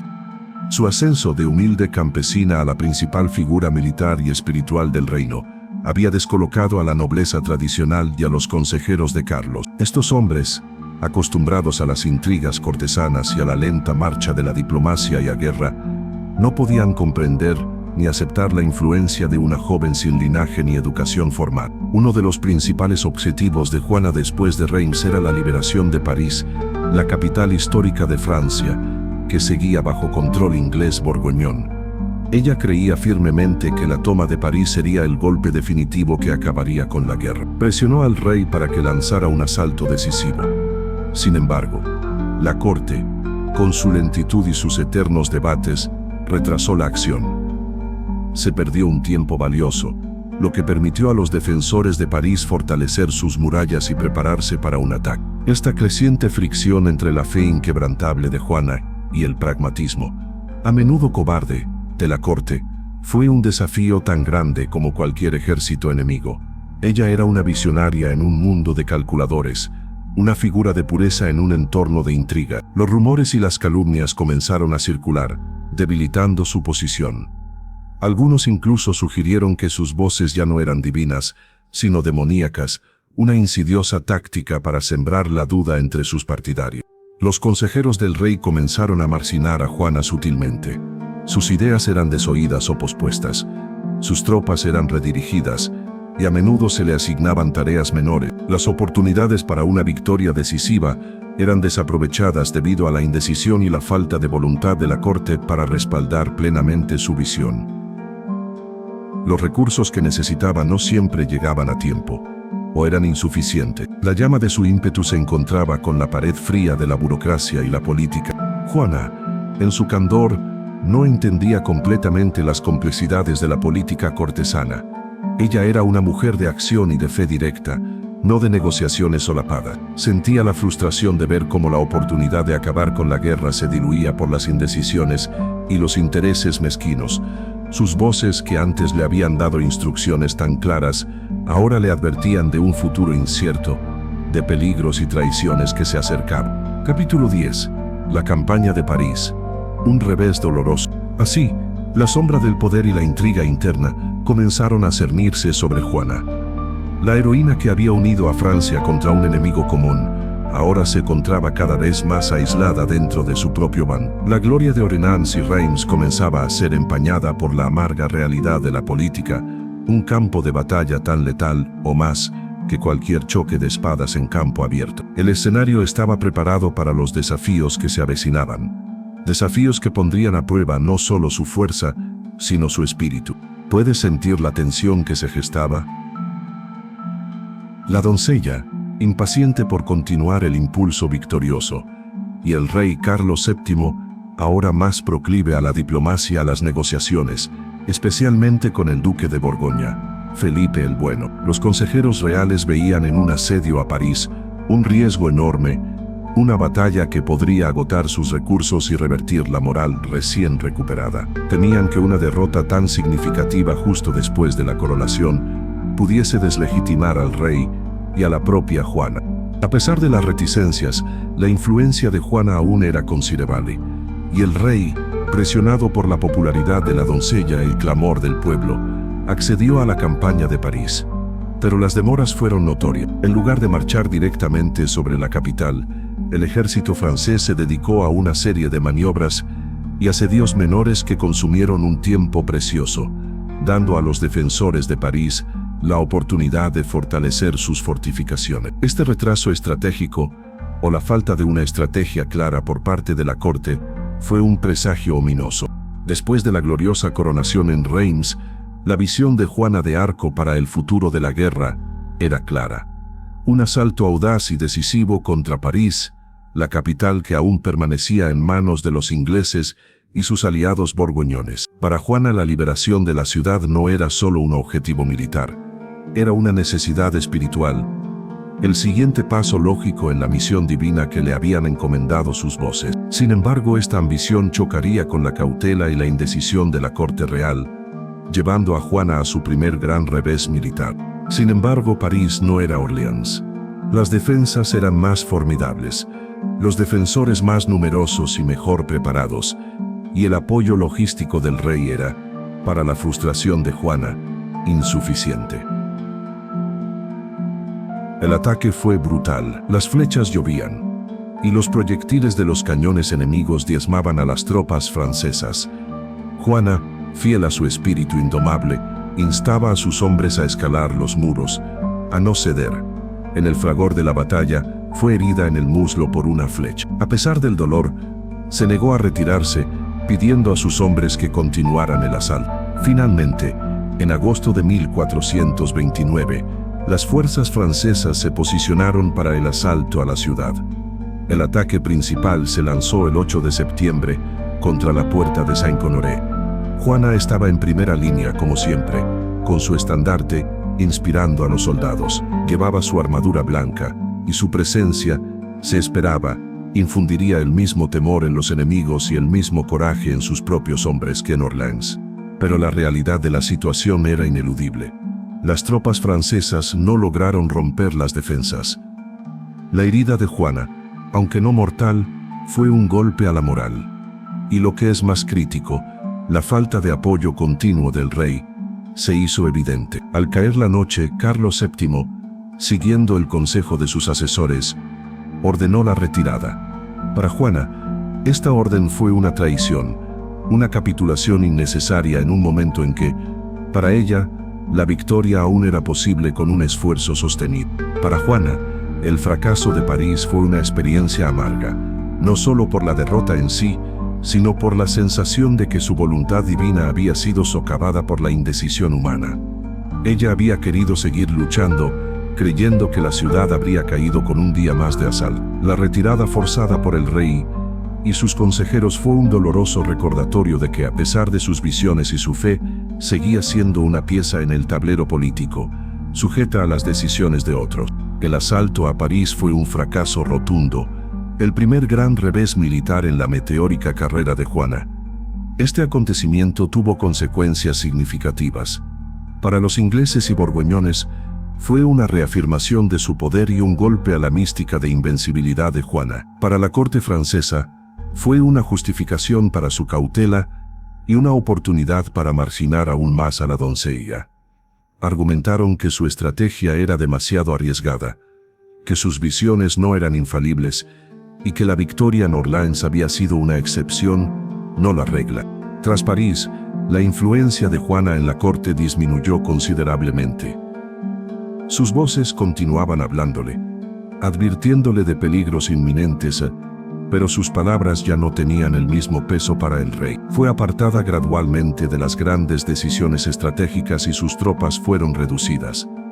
La figura de la heroína inalcanzable comenzó a enfrentar las duras realidades de la política y el poder, marcando el inicio de un camino descendente que la llevaría a su trágico final. La luz que había iluminado Orleans comenzó a atenuarse bajo las sombras de la corte y la dura lección de París. El fracaso en París marcó un punto de inflexión devastador para Juana de Arco. La confianza de la corte en sus visiones se había erosionado, y su influencia en las decisiones estratégicas del rey Carlos VII disminuyó drásticamente. Marginada y subestimada, la doncella de Orleans continuó batallando donde pudo, impulsada por la creencia inquebrantable de que su misión divina no había terminado. Sin embargo, el destino, o quizás la intriga humana, tenía preparado para ella un camino mucho más oscuro. ¿Alguna vez te has sentido abandonado por aquellos a quienes has servido con lealtad? Juana experimentaría esta amarga verdad con cada día que pasaba. El rey, ahora más preocupado por las negociaciones políticas que por las conquistas militares, se desentendió de la doncella. Juana, por su parte, No podía quedarse de brazos cruzados mientras los ingleses seguían en suelo francés. A pesar de la disminución de sus tropas y del escaso apoyo logístico, siguió combatiendo en diversas escaramuzas y asedios menores, intentando mantener la presión sobre el enemigo. Capítulo 11. Captura y traición. El inicio del Calvario. Fue durante una de estas escaramuzas que su destino trágico se sellaría. En la primavera de 1430. Juana se dirigió a Compiègne, una ciudad que estaba siendo asediada por los borgoñones, aliados de los ingleses. Era una ciudad importante, y Juana, fiel a su espíritu protector, no podía permitir que cayera. Entró en Compiègne con un pequeño contingente de tropas, decidida a defender. El 23 de mayo de 1430, Juana lideró una salida de las murallas de Compiègne en un intento de atacar un campamento borgoñón. Era una maniobra valiente, pero el enemigo, en superioridad numérica, rápidamente contraatacó. En medio de la confusión de la retirada, mientras intentaba cubrir a sus hombres y asegurarse de que pudieran regresar a salvo a la ciudad, la suerte le fue esquiva. La puerta levadiza de Compiègne, según algunos relatos, fue cerrada demasiado pronto, dejándola a ella y a un puñado de sus hombres fuera de las murallas, aislados y expuestos. Fue en ese momento de caos y desesperación que fue desmontada de su caballo y rodeada por los soldados borgoñones. La figura que había sembrado el pánico entre los ingleses y borgoñones durante tanto tiempo, la invencible doncella, fue capturada. No hubo milagro esta vez, ni intervención divina aparente, solo la cruda realidad de la guerra. La noticia de su captura se extendió rápidamente. Para los ingleses era una victoria inmensa, una señal de que su bruja había sido finalmente dominada. Para los borgoñones, era un valioso prisionero que podían vender al mejor postor. Y para el rey Carlos VII, la captura de Juana fue, lamentablemente, un alivio. Ya no tendría que lidiar con su incómoda presencia, con sus insistentes demandas de acción, ni con la incómoda comparación entre su fe inquebrantable y su propia cautela. Lo que siguió fue una muestra de la crueldad política y la falta de gratitud. El duque de Borgoña, Felipe el Bueno, vendió a Juana a los ingleses por una suma considerable: 10.000 libras tornesas, el precio de una reina.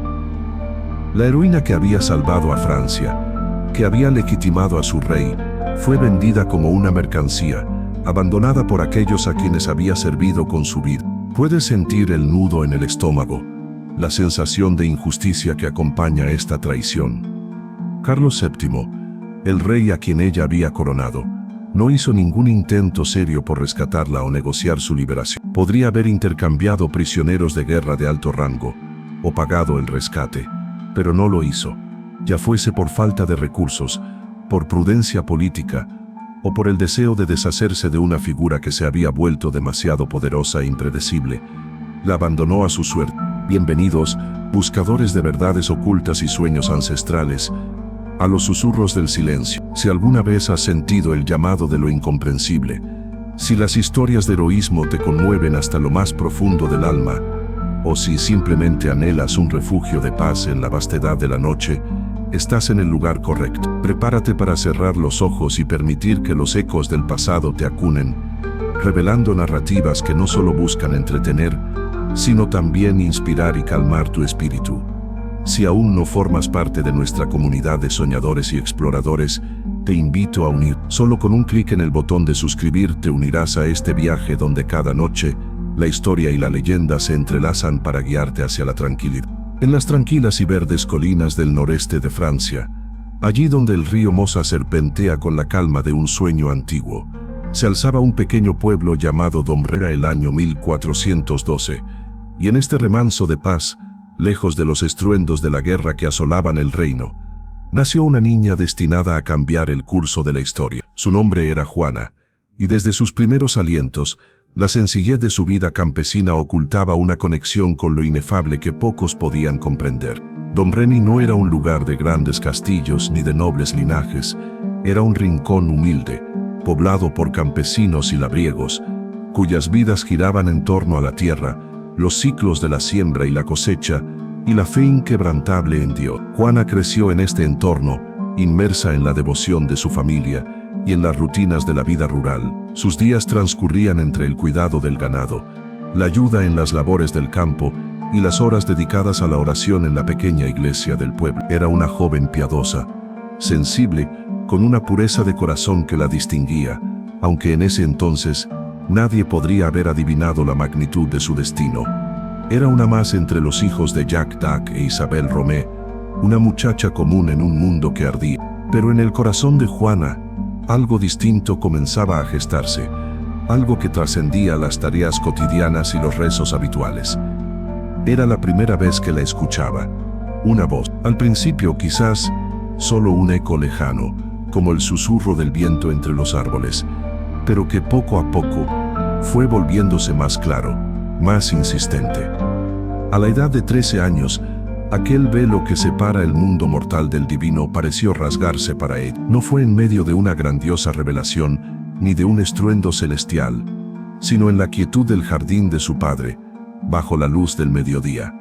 Una luz deslumbrante, y luego, voces que ella reconocería como las del Arcángel Miguel, Santa Catalina y Santa Margarita. ¿Alguna vez te has sentido tan conectado a algo, a una idea, a un propósito, que parece venir de un lugar más allá de ti? Juana experimentó algo mucho más profundo. Estas no eran meras fantasías infantiles, ni el producto de una mente soñadora. Para Juana, estas voces eran tan reales como el aire que respiraba, tan palpables como la tierra bajo sus pies. Al principio los mensajes eran simples, exhortaciones a ser una buena hija, a ir a la iglesia, a mantener su fe. Pero con el tiempo, la naturaleza de estas comunicaciones evolucionó, y los susurros divinos comenzaron a tejer un hilo de propósito mucho mayor.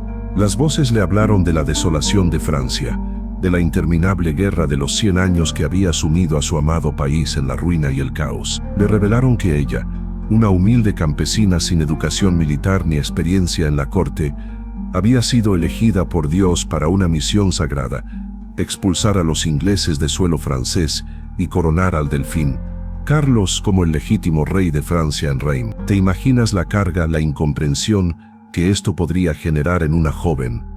Ser elegida para tal tarea, cuando el mundo te ve solo como una más entre la multitud. Juana, en su inocencia y su fe, no dudó de la autenticidad de estas revelaciones. No eran sueños, no eran ilusiones, eran mandatos divinos. La magnitud de la tarea era abrumador. ¿Cómo podría una muchacha sin armas, sin ejército, sin influencia, enfrentarse a los poderosos ejércitos de Inglaterra y Borgoña? La lógica humana gritaba imposibilidad, pero la lógica de la fe de Juana era diferente. Para ella, si Dios lo pedía, entonces era posible. Era un eco o un llamado que resonaba en lo más profundo de su ser, un susurro que se negaba a ser silenciado. Aquel fue el verdadero inicio del viaje de Juana de Arco, no el de las batallas, sino el de la aceptación de un destino que superaba toda comprensión mundana. En el corazón de Don Remy, entre los campos y los rezos, una semilla de fe inquebrantable había germinado, nutrida por voces celestiales. Las visiones no eran solo una experiencia personal, eran la chispa que encendería una llama de esperanza en una nación sumida en la desesperación. Eran la confirmación de que incluso en los rincones más modestos, el destino puede elegir a los más inesperados para llevar a cabo lo más extraordinario. Y así, con el peso de una misión divina sobre sus jóvenes hombros, Juana de Arco comenzó su inexorable marcha hacia la leyenda. Capítulo 12. El juicio. Una batalla de fe y ley. Tras su captura y la dolorosa traición de aquellos a quienes había servido, Juana de Arco fue trasladada a Rouen, la capital de Normandía, que estaba bajo control inglés. Allí, en la sombría fortaleza del castillo de Rouen, comenzaría su calvario más cruel. Un juicio por herejía, un proceso diseñado no para buscar la verdad, sino para desacreditarla, quebrantar su espíritu y, en última instancia, silenciarla para siempre. ¿Alguna vez te has enfrentado a un sistema que parece diseñado para aplastarte, sin importar la verdad? El juicio de Juana fue precisamente eso. No fue un tribunal imparcial, sino un arma política enmascarada bajo el manto de la ley eclesiástica. Los ingleses necesitaban no solo derrotarla en el campo de batalla, sino también despojarla de su autoridad divina. Si Juana era una hereje o una bruja, entonces sus victorias no eran milagros de Dios, sino el resultado de pactos demoníacos, lo que invalidaría la legitimidad del rey Carlos VII, que ella había coronado. El proceso fue presidido por Pierre Cauchon, obispo de Beauvais, un hombre ambicioso y leal a la causa inglesa, que había perdido sus tierras a manos de los franceses y veía en Juana a su enemiga personal. Junto a él, un tribunal compuesto por más de un centenar de clérigos, juristas y teólogos, en su mayoría partidarios de los ingleses o borgoñones, o aquellos que temían o envidiaban el poder de la doncella. Juana fue recluida en una prisión militar, encadenada y vigilada por guardias ingleses, una condición inusual para una prisionera eclesiástica. Esto ya era una violación de las normas, pero todo el juicio estaría plagado de irregularidades. Los interrogatorios comenzaron en febrero de 1431 y se extendieron durante meses. Las sesiones eran largas y agotadoras, a menudo hasta altas horas de la noche. Se le negaba asesoramiento legal y se le hacían preguntas capciosas, buscando atraparla en contradicciones teológicas que ella, una joven sin educación formal, difícilmente podría comprender. Los interrogadores se centraron en varios puntos clave. Su uso de ropas masculinas, una práctica prohibida por la Iglesia para las mujeres, se convirtió en una acusación constante. Sus voces y visiones fueron puestas bajo escrutinio, intentando que declarara que eran falsas o de origen diabólico. Se le preguntó sobre su virginidad, sobre su fe en la Iglesia y sobre su obediencia a la autoridad eclesiástica. La trampa era sutil pero letal. Si afirmaba que sus voces venían de Dios y contradecían a la Iglesia, sería declarada hereje. Si se retractaba de sus voces, admitiría ser una impostora. A pesar de la presión abrumadora, Juana se mantuvo firme, exhibiendo una inteligencia, una coherencia y una piedad que asombraron incluso a algunos de sus acusadores. Respondía con sencillez y convicción, defendiendo la autenticidad de sus voces y su misión. Cuando le preguntaron si creía que estaba en estado de gracia, una pregunta trampa que si respondía afirmativamente la haría arrogante y si negativamente la haría confesar pecado, Juana respondió con una elocuencia sorprendente: si no lo estoy, que Dios me ponga en ella; si lo estoy, Dios me mantenga en ella. Era una respuesta que reflejaba su profunda fe y su humilde dependencia de Dios. Cada respuesta de Juana era anotada con meticulosidad por los escribas, para ser usada en su contra. La intentaban agotar física y mentalmente, la privaban de la confesión y la comunión, e incluso la amenazaban con la tortura, aunque al final no se aplicó, temiendo que muriera en el proceso. Querían una confesión, una abjuración pública que arruinara su reputación y la de Carlos VII. El juicio de Juana de Arco no fue solo una lucha legal, fue una batalla espiritual y psicológica. Ella era la encarnación de la fe contra el cinismo político y la rigidez dogmática. El tribunal representaba el poder de las instituciones que buscaban someter la individualidad y la inspiración divina a sus propios fines. Juana, a pesar de su aislamiento y vulnerabilidad, se mantuvo como un faro de resistencia, una voz clara en medio de la oscuridad de la injusticia. Este combate entre su espíritu inquebrantable y la implacable maquinaria judicial marcaría el preámbulo de su trágico final. Capítulo 13. La voz de la inocencia. Argumentos y acusaciones. El juicio de Juana de Arco, en Rouen, no fue un mero interrogatorio, sino una implacable ofensiva legal y teológica diseñada para destruirla. Los acusadores, liderados por el obispo Pierre Cauchon, no buscaban la verdad, sino la condenación. Sin embargo, Juana, a pesar de su juventud, su analfabetismo y la ausencia de defensa legal, exhibió una brillantez, una astucia y una firmeza que desarmaron a sus interrogadores más de una vez, dejando al descubierto la fragilidad de sus propias acusaciones. ¿Alguna vez te has visto acorralado, con todas las cartas en tu contra, pero con la inquebrantable certeza de tu inocencia? Juana vivió esta experiencia día tras día. Las acusaciones se centraban en 12 artículos principales, que abarcaban desde la herejía y la apostasía hasta la brujería y el uso de ropas masculinas. Cada pregunta era una trampa, cada respuesta una posible cadena. Uno de los puntos recurrentes era el de sus voces y visiones. Los teólogos querían que ella renegara de ellas, que admitiera que eran engañosas o demoníacas. Juana se mantuvo inquebrantable. «Mis voces vienen de Dios», declaró con firmeza. «¿Crees que Dios no puede actuar a través de mí porque soy una simple campesina? Es la voluntad de Dios». Cuando la presionaron sobre la identidad de sus santos, ella los nombró con devoción: San Miguel, Santa Catalina y Santa Margarita. Para ella eran tan reales como los hombres que la interrogaban. La cuestión de las ropas masculinas fue otro caballo de batalla. La Iglesia prohibía a las mujeres vestirse como hombres, y esto se usó como prueba de su desobediencia y de su pacto con el diablo. Juana argumentó que había adoptado esa vestimenta por orden divina y por necesidad práctica. Era más segura en la guerra y en la prisión, donde se protegía de abusos. «Lo hice por la salvación de mi cuerpo», dijo, explicando que la protección de su virginidad era primordial y que sus voces le habían dado permiso.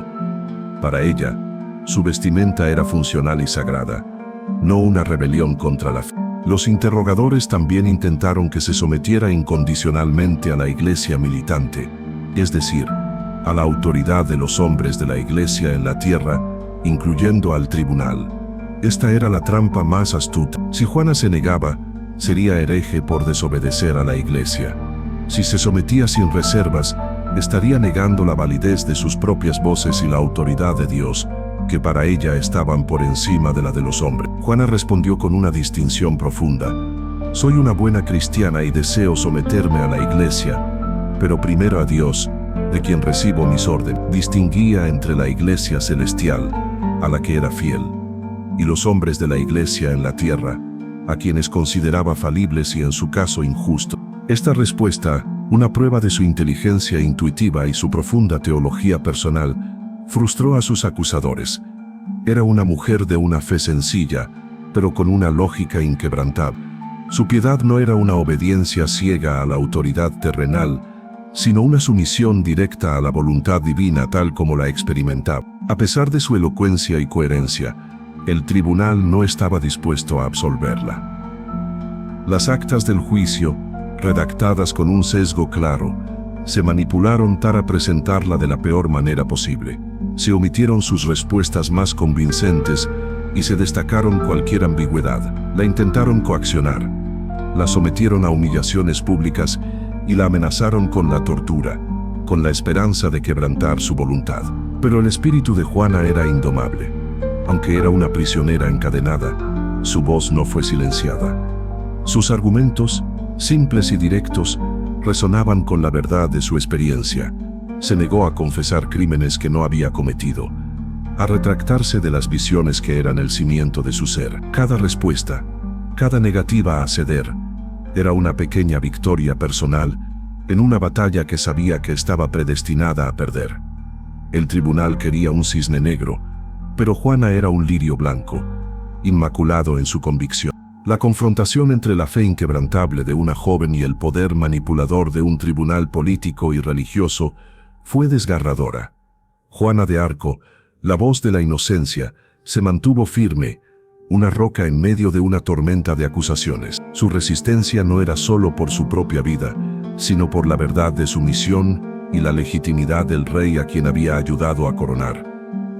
El siguiente paso, la abjuración, sería el intento final de quebrar su espíritu antes de la sentencia fatal. Capítulo 14.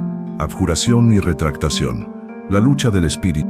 El juicio de Juana de Arco se acercaba a su inevitable y trágico clímax.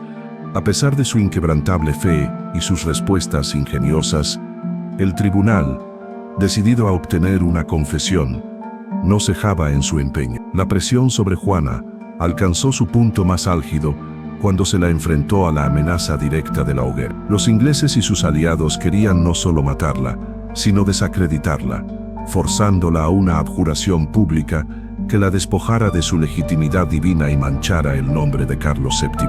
¿Alguna vez te has sentido tan abrumado, tan exhausto, que incluso la más firme de tus convicciones comienza a flaquear? Imagina a Juana, una joven de 19 años, encadenada, maltratada y sometida a meses de interrogatorios extenuantes, privada de la comunión y con la perspectiva de una muerte lenta y agonizante. Sus voces, que antes le daban fuerza inquebrantable, comenzaron a advertirle del peligro, pero también de la necesidad de mantenerse firme. El 24 de mayo de 1431, Juana fue llevada a un cementerio en Rouen, donde un patíbulo y una hoguera simbólica estaban preparados. Ante una multitud expectante y el tribunal, se le ofreció una elección final: abjurar de sus errores y someterse a la Iglesia, o ser quemada de inmediato como una hereje. La escena fue diseñada para quebrantar su voluntad. Los predicadores le rogaron, la amenazaron, le pintaron el horror de las llamas. En ese momento de extrema vulnerabilidad, Juana, agotada y enfrentada a una muerte espantosa, cedió. Bajo la inmensa presión, aceptó firmar un documento de abjuración. Este documento, cuya versión exacta es motivo de debate histórico, se dice que la larga versión original fue sustituida por una más corta y ambigua en el último momento. Implicaba que ella renunciaba a sus visiones y aceptaba someterse a la autoridad de la Iglesia. A cambio, su vida sería perdonada y se le impondría una pena de prisión. La abjuración fue un momento devastador para Juana. Las campanas de la ciudad, que habían sonado para anunciar el arrepentimiento de un pecador, resonaban con la amargura de una derrota personal. Había cedido, no por falta de fe, sino por la imposibilidad de soportar más tormento. Fue devuelta a su prisión, no a una prisión eclesiástica más benévola como se le había prometido, sino a su celda en el castillo, bajo la vigilancia de los guardias ingleses. La condición para su abjuración incluía también que volviera a usar ropas femeninas, pero la paz que buscaba al abjurar no llegó. En su celda, la realidad de su retractación comenzó a atormentarla. Sus voces regresaron, no para condenarla, sino para reprocharle su debilidad. Le recordaron que había negado la verdad de su misión y que había traicionado la voluntad de Dios. La angustia de haber deshonrado a Dios y a sus santos fue más insoportable que la amenaza de la muerte. Después de unos días de profunda agonía espiritual, Juana tomó una decisión valiente y trágica. Se retractó de su abjuración. Algunas fuentes sugieren que los ingleses deliberadamente la provocaron para que volviera a usar ropas masculinas. Quizás le quitaron las femeninas o dejaron las masculinas a su alcance, lo que, según los términos de su abjuración, la convertiría nuevamente en una hereje relapsa, es decir, alguien que recae en la herejía. Para el tribunal, esto era la excusa perfecta para sentenciarla a muerte. Cuando los jueces regresaron a su celda, Juana había vuelto a vestir sus ropas de hombre. Ella explicó, con su característica franqueza, que lo había hecho porque era más seguro en prisión y porque al abjurar había negado a sus voces. «Prefiero morir que negar la verdad de mis visiones», les dijo. Había elegido la verdad de su fe por encima de su propia vida. Este acto de retractación selló su destino. Para el tribunal, era la prueba definitiva de su herejía irremediable. No había marcha atrás.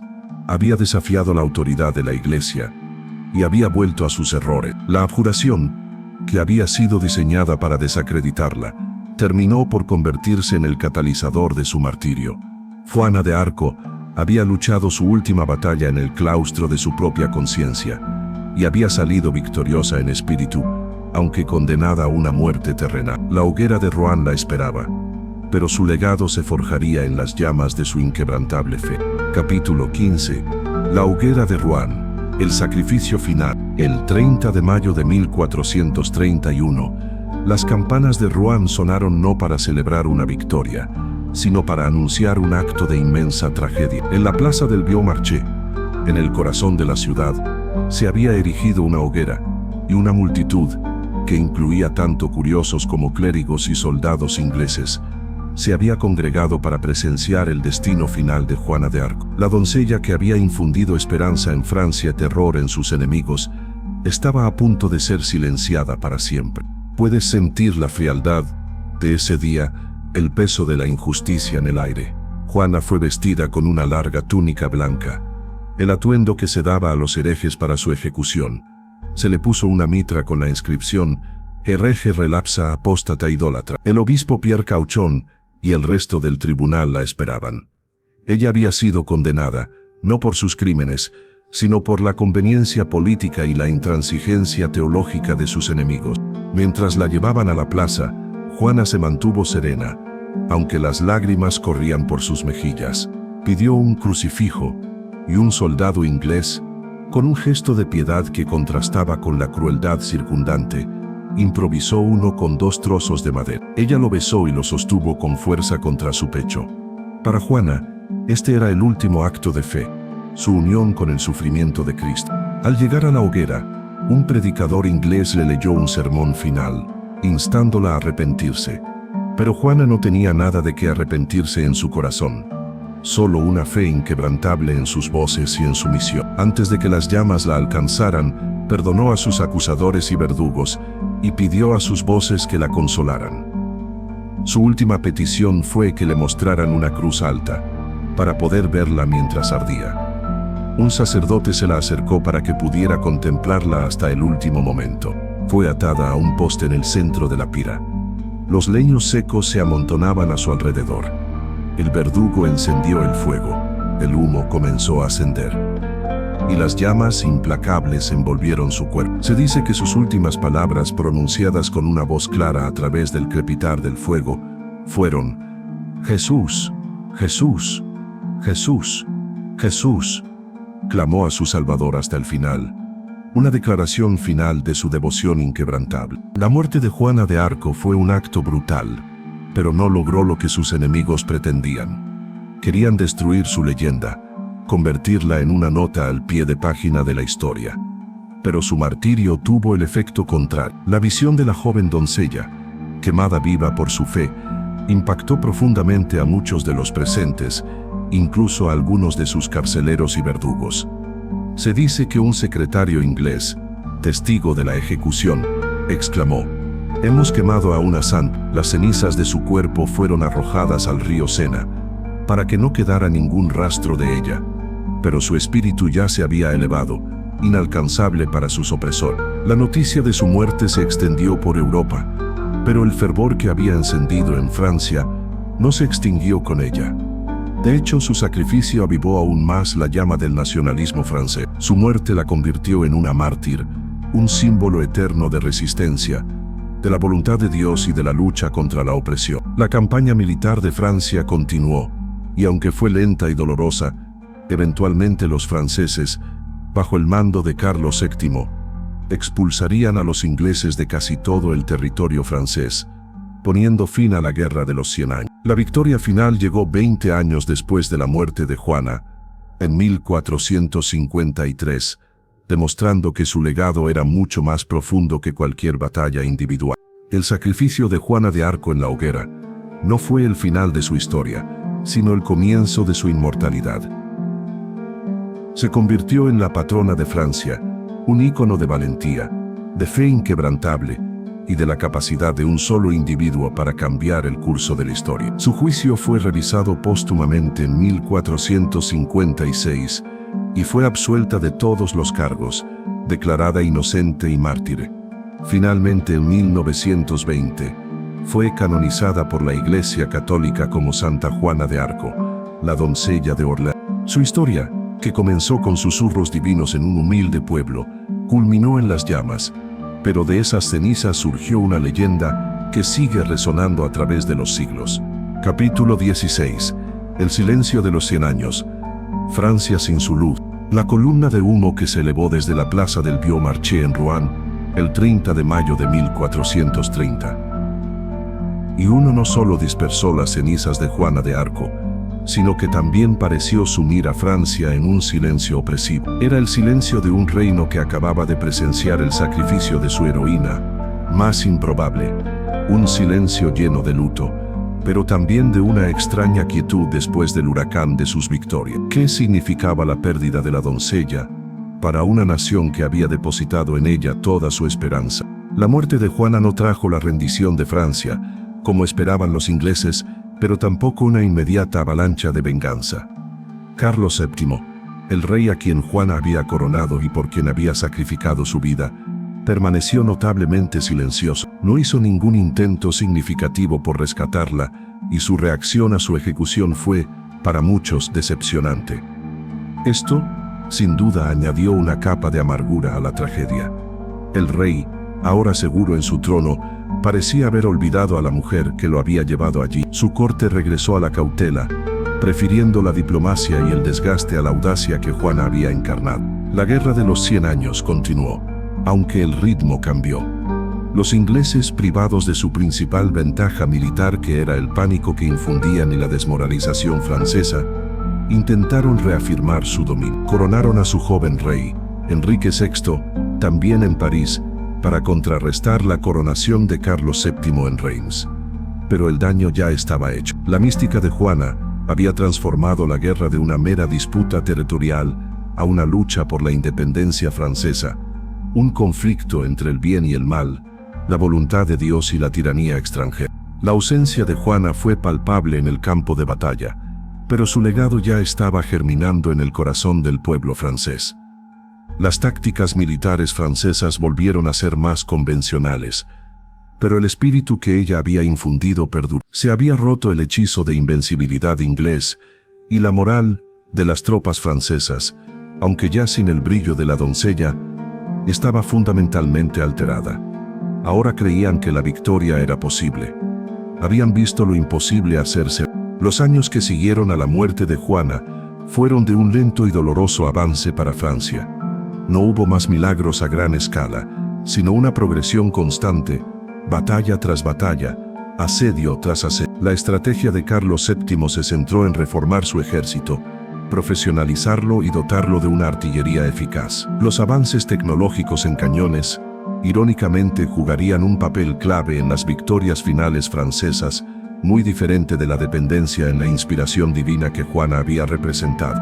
La influencia de Juana, aunque ya no en el campo de batalla, resonaba en el espíritu nacional que ella había ayudado a forjar. Su imagen, la de la doncella mártir, se convirtió en un grito de guerra silencioso. Inspiraba a los soldados a luchar con renovado vigor por su tierra, por su rey, y por la memoria de la joven que había entregado su vida por ellos. Finalmente, 20 años después de la muerte de Juana, la Guerra de los 100 años llegó a su fin en 1453, con la victoria francesa en la batalla de Castillón. Solo Calais permaneció en manos inglesas.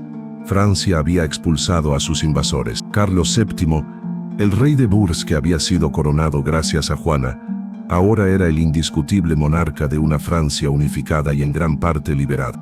El silencio que siguió a la hoguera de Rouen no fue el silencio de la derrota, sino el silencio de la espera, el tiempo necesario para que la semilla de esperanza que Juana había plantado germinara y floreciera. Su martirio, aunque brutal, fue la chispa que mantuvo viva la llama en la hora más oscura de Francia. No fue olvidada. Por el contrario, su memoria se fue tejiendo en el tapiz de la nación, transformándola de una figura polémica en una leyenda, en un símbolo eterno de la resurrección de un rey. Capítulo 17. Canonización y legado. La inmortalidad de una heroína. La hoguera de Rouen no marcó el final de Juana de Arco, sino el comienzo de su inmortalidad. Apenas 25 años después de su ejecución, la historia comenzó a corregir la injusticia. No fue un proceso rápido ni sencillo, pero la verdad, como el agua que busca su cauce, terminó por abrirse paso, elevando a la humilde campesina de Dombremy al panteón de los santos y de las heroínas más grandes de la historia. ¿Alguna vez has reflexionado sobre cómo la verdad, aunque a veces sea oprimida, siempre encuentra la manera de salir a la luz? La memoria de Juana, lejos de desvanecerse, se hizo más fuerte. La victoria francesa final en la Guerra de los 100 años sirvió para validar su misión. Si Francia había triunfado, ¿cómo podrían sus victorias y su inspiración no haber sido divinas? El mismo Carlos VII, aunque tarde, sintió el peso de la conciencia y la necesidad de limpiar su propio nombre y el de su reino. En 1455, Carlos VII ordenó la apertura de un proceso de investigación para revisar el juicio de Juana. Este proceso, conocido como el proceso de rehabilitación, fue exhaustivo. Se tomaron testimonios de cientos de personas que la conocieron, sus vecinos de Dombremy, los soldados que lucharon a su lado, los clérigos que la interrogaron en Poitiers, e incluso algunos de los que participaron en su juicio de condena. Se escucharon sus historias, Se examinaron las actas del juicio original y se revelaron las numerosas irregularidades y presiones a las que había sido sometido. El resultado de este proceso fue abrumador. El 7 de julio de 1456, el Tribunal de Apelación, reunido en Rouen, anuló la sentencia de condena de Juana de Arco. Fue declarada inocente de herejía, su buen nombre fue restaurado y su juicio fue calificado como fraudulento y corrupto. Fue un acto de justicia tardía, pero crucial, que la liberó de la mancha de la infamia y la reconoció como una verdadera mártir. Este fue solo el primer paso en su camino hacia la inmortalidad. A lo largo de los siglos, la figura de Juana de Arco continuó resonando en la conciencia francesa y mundial. Se convirtió en un símbolo de la resistencia nacional, de la fe inquebrantable y de la mujer que desafió las normas de su tiempo. Su historia fue contada y recontada en obras de teatro, poemas, libros y pinturas, cada una añadiendo capas a su leyenda. El proceso de su canonización, su reconocimiento como santa por la Iglesia Católica, fue mucho más largo y complejo. Comenzó formalmente en el siglo XIX, impulsado por un creciente interés en su figura y por la necesidad de la Iglesia de reconocer a sus mártires. Tras décadas de investigación y deliberación, el Papa Pío X la beatificó en 1909. Finalmente, el 16 de mayo de 1920, el Papa Benedicto XV la canonizó como Santa Juana de Arco. ¿Qué significa que una figura histórica sea declarada santa?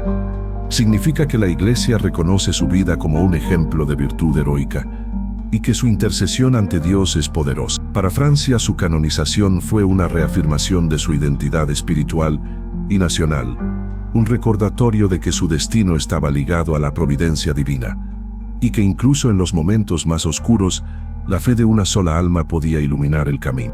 El legado de Juana de Arco trasciende las fronteras de Francia y de la religión. Es un símbolo universal de coraje, de convicción personal y de la lucha contra la adversidad. Es la inspiración para aquellos que se sienten llamados a una misión más grande que ellos mismos, para los que se atreven a desafiar las expectativas y para quienes encuentran fuerza en la fe. Su historia nos enseña que la verdadera grandeza no reside en el poder terrenal, sino en la pureza del propósito y en la valentía del espíritu. La doncella de Orleans, la mártir de Rouen, la santa patrona de Francia, se ha convertido en una luz eterna que guía a la humanidad a través del tiempo, un testimonio viviente de que la fe puede mover montañas y que el sacrificio por una causa noble nunca es en vano. Capítulo final. Ecos en el tiempo. Juana de Arco. Hemos viajado juntos a través de los campos de Domremy, las batallas de Orleans, la majestuosidad de Reims y la tragedia de Rouen. Hemos sido testigos de la fe inquebrantable de una joven, de su ascenso meteórico y de su sacrificio final. Pero la historia de Juana de Arco no es solo un relato del pasado, es un eco que resuena poderosamente en nuestro tiempo, una fuente inagotable de inspiración y reflexión. ¿Qué nos dice Juana de Arco hoy, en un mundo tan diferente al suyo, pero que aún enfrenta sus propias batallas, sus propias dudas y sus propias búsquedas de propósito? Su figura trasciende las épocas y las culturas, convirtiéndose en un símbolo universal. Para empezar, Juana nos habla de la fuerza de la convicción personal. En un mundo donde a menudo nos vemos abrumados por la duda, la incertidumbre y las opiniones ajenas, Juana nos recuerda la importancia de escuchar esa voz interior, ese propósito que nos llama. Ella creyó en sus visiones con una fe absoluta, y esa fe le dio la valentía para desafiar a reyes, generales y tribunales enteros. Nos invita a preguntarnos, ¿cuál es nuestra propia convicción inquebrantable? ¿Qué estaríamos dispuestos a defender hasta el final? También es un faro de coraje frente a la adversidad. Juana no era una guerrera entrenada, ni una erudita, ni una noble. Era una campesina. Sin embargo, se enfrentó a ejércitos, a la burocracia, a la traición y a la muerte con una dignidad y una serenidad asombrosas. En un mundo donde los desafíos pueden parecer abrumadores, su historia nos inspira a encontrar la valentía que reside dentro de nosotros, a no rendirnos ante el miedo o la desesperación. Nos recuerda que no necesitamos armaduras ni estandartes para ser valientes, solo un corazón decidido. Además, la historia de Juana de Arco Es un poderoso recordatorio de que la historia es contada por el vencedor, pero también por los mártires. Sus enemigos intentaron borrarla, quemarla hasta que no quedara ni un rastro. Pero al hacerlo, la elevaron a la categoría de leyenda. Su sacrificio no fue en vano. Selló su lugar en la memoria colectiva como un símbolo de la lucha por la justicia y la libertad. Nos enseña que algunas verdades son tan poderosas que ni las llamas pueden consumirla. Finalmente, su legado nos invita a la reflexión espiritual. Más allá de las batallas y los juicios, Juana fue una mujer de profunda fe.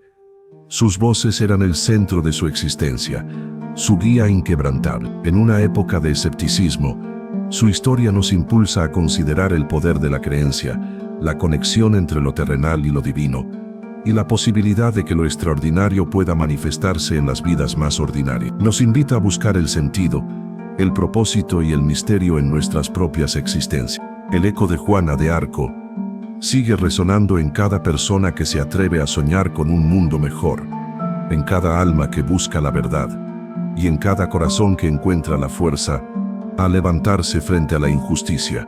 Ella es la doncella eterna, la voz del coraje que susurra a través de los siglos.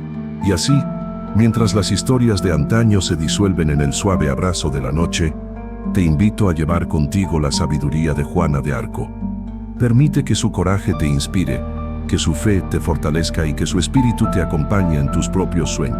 Si este viaje a través de los susurros del silencio ha encontrado un eco en tu alma, si te ha proporcionado un momento de calma y reflexión, te invito a unirte a nuestra comunidad. Solo un pequeño gesto, un clic en el botón de suscribir, y formarás parte de este santuario, donde las leyendas cobran vida y el pasado nos enseña a soñar.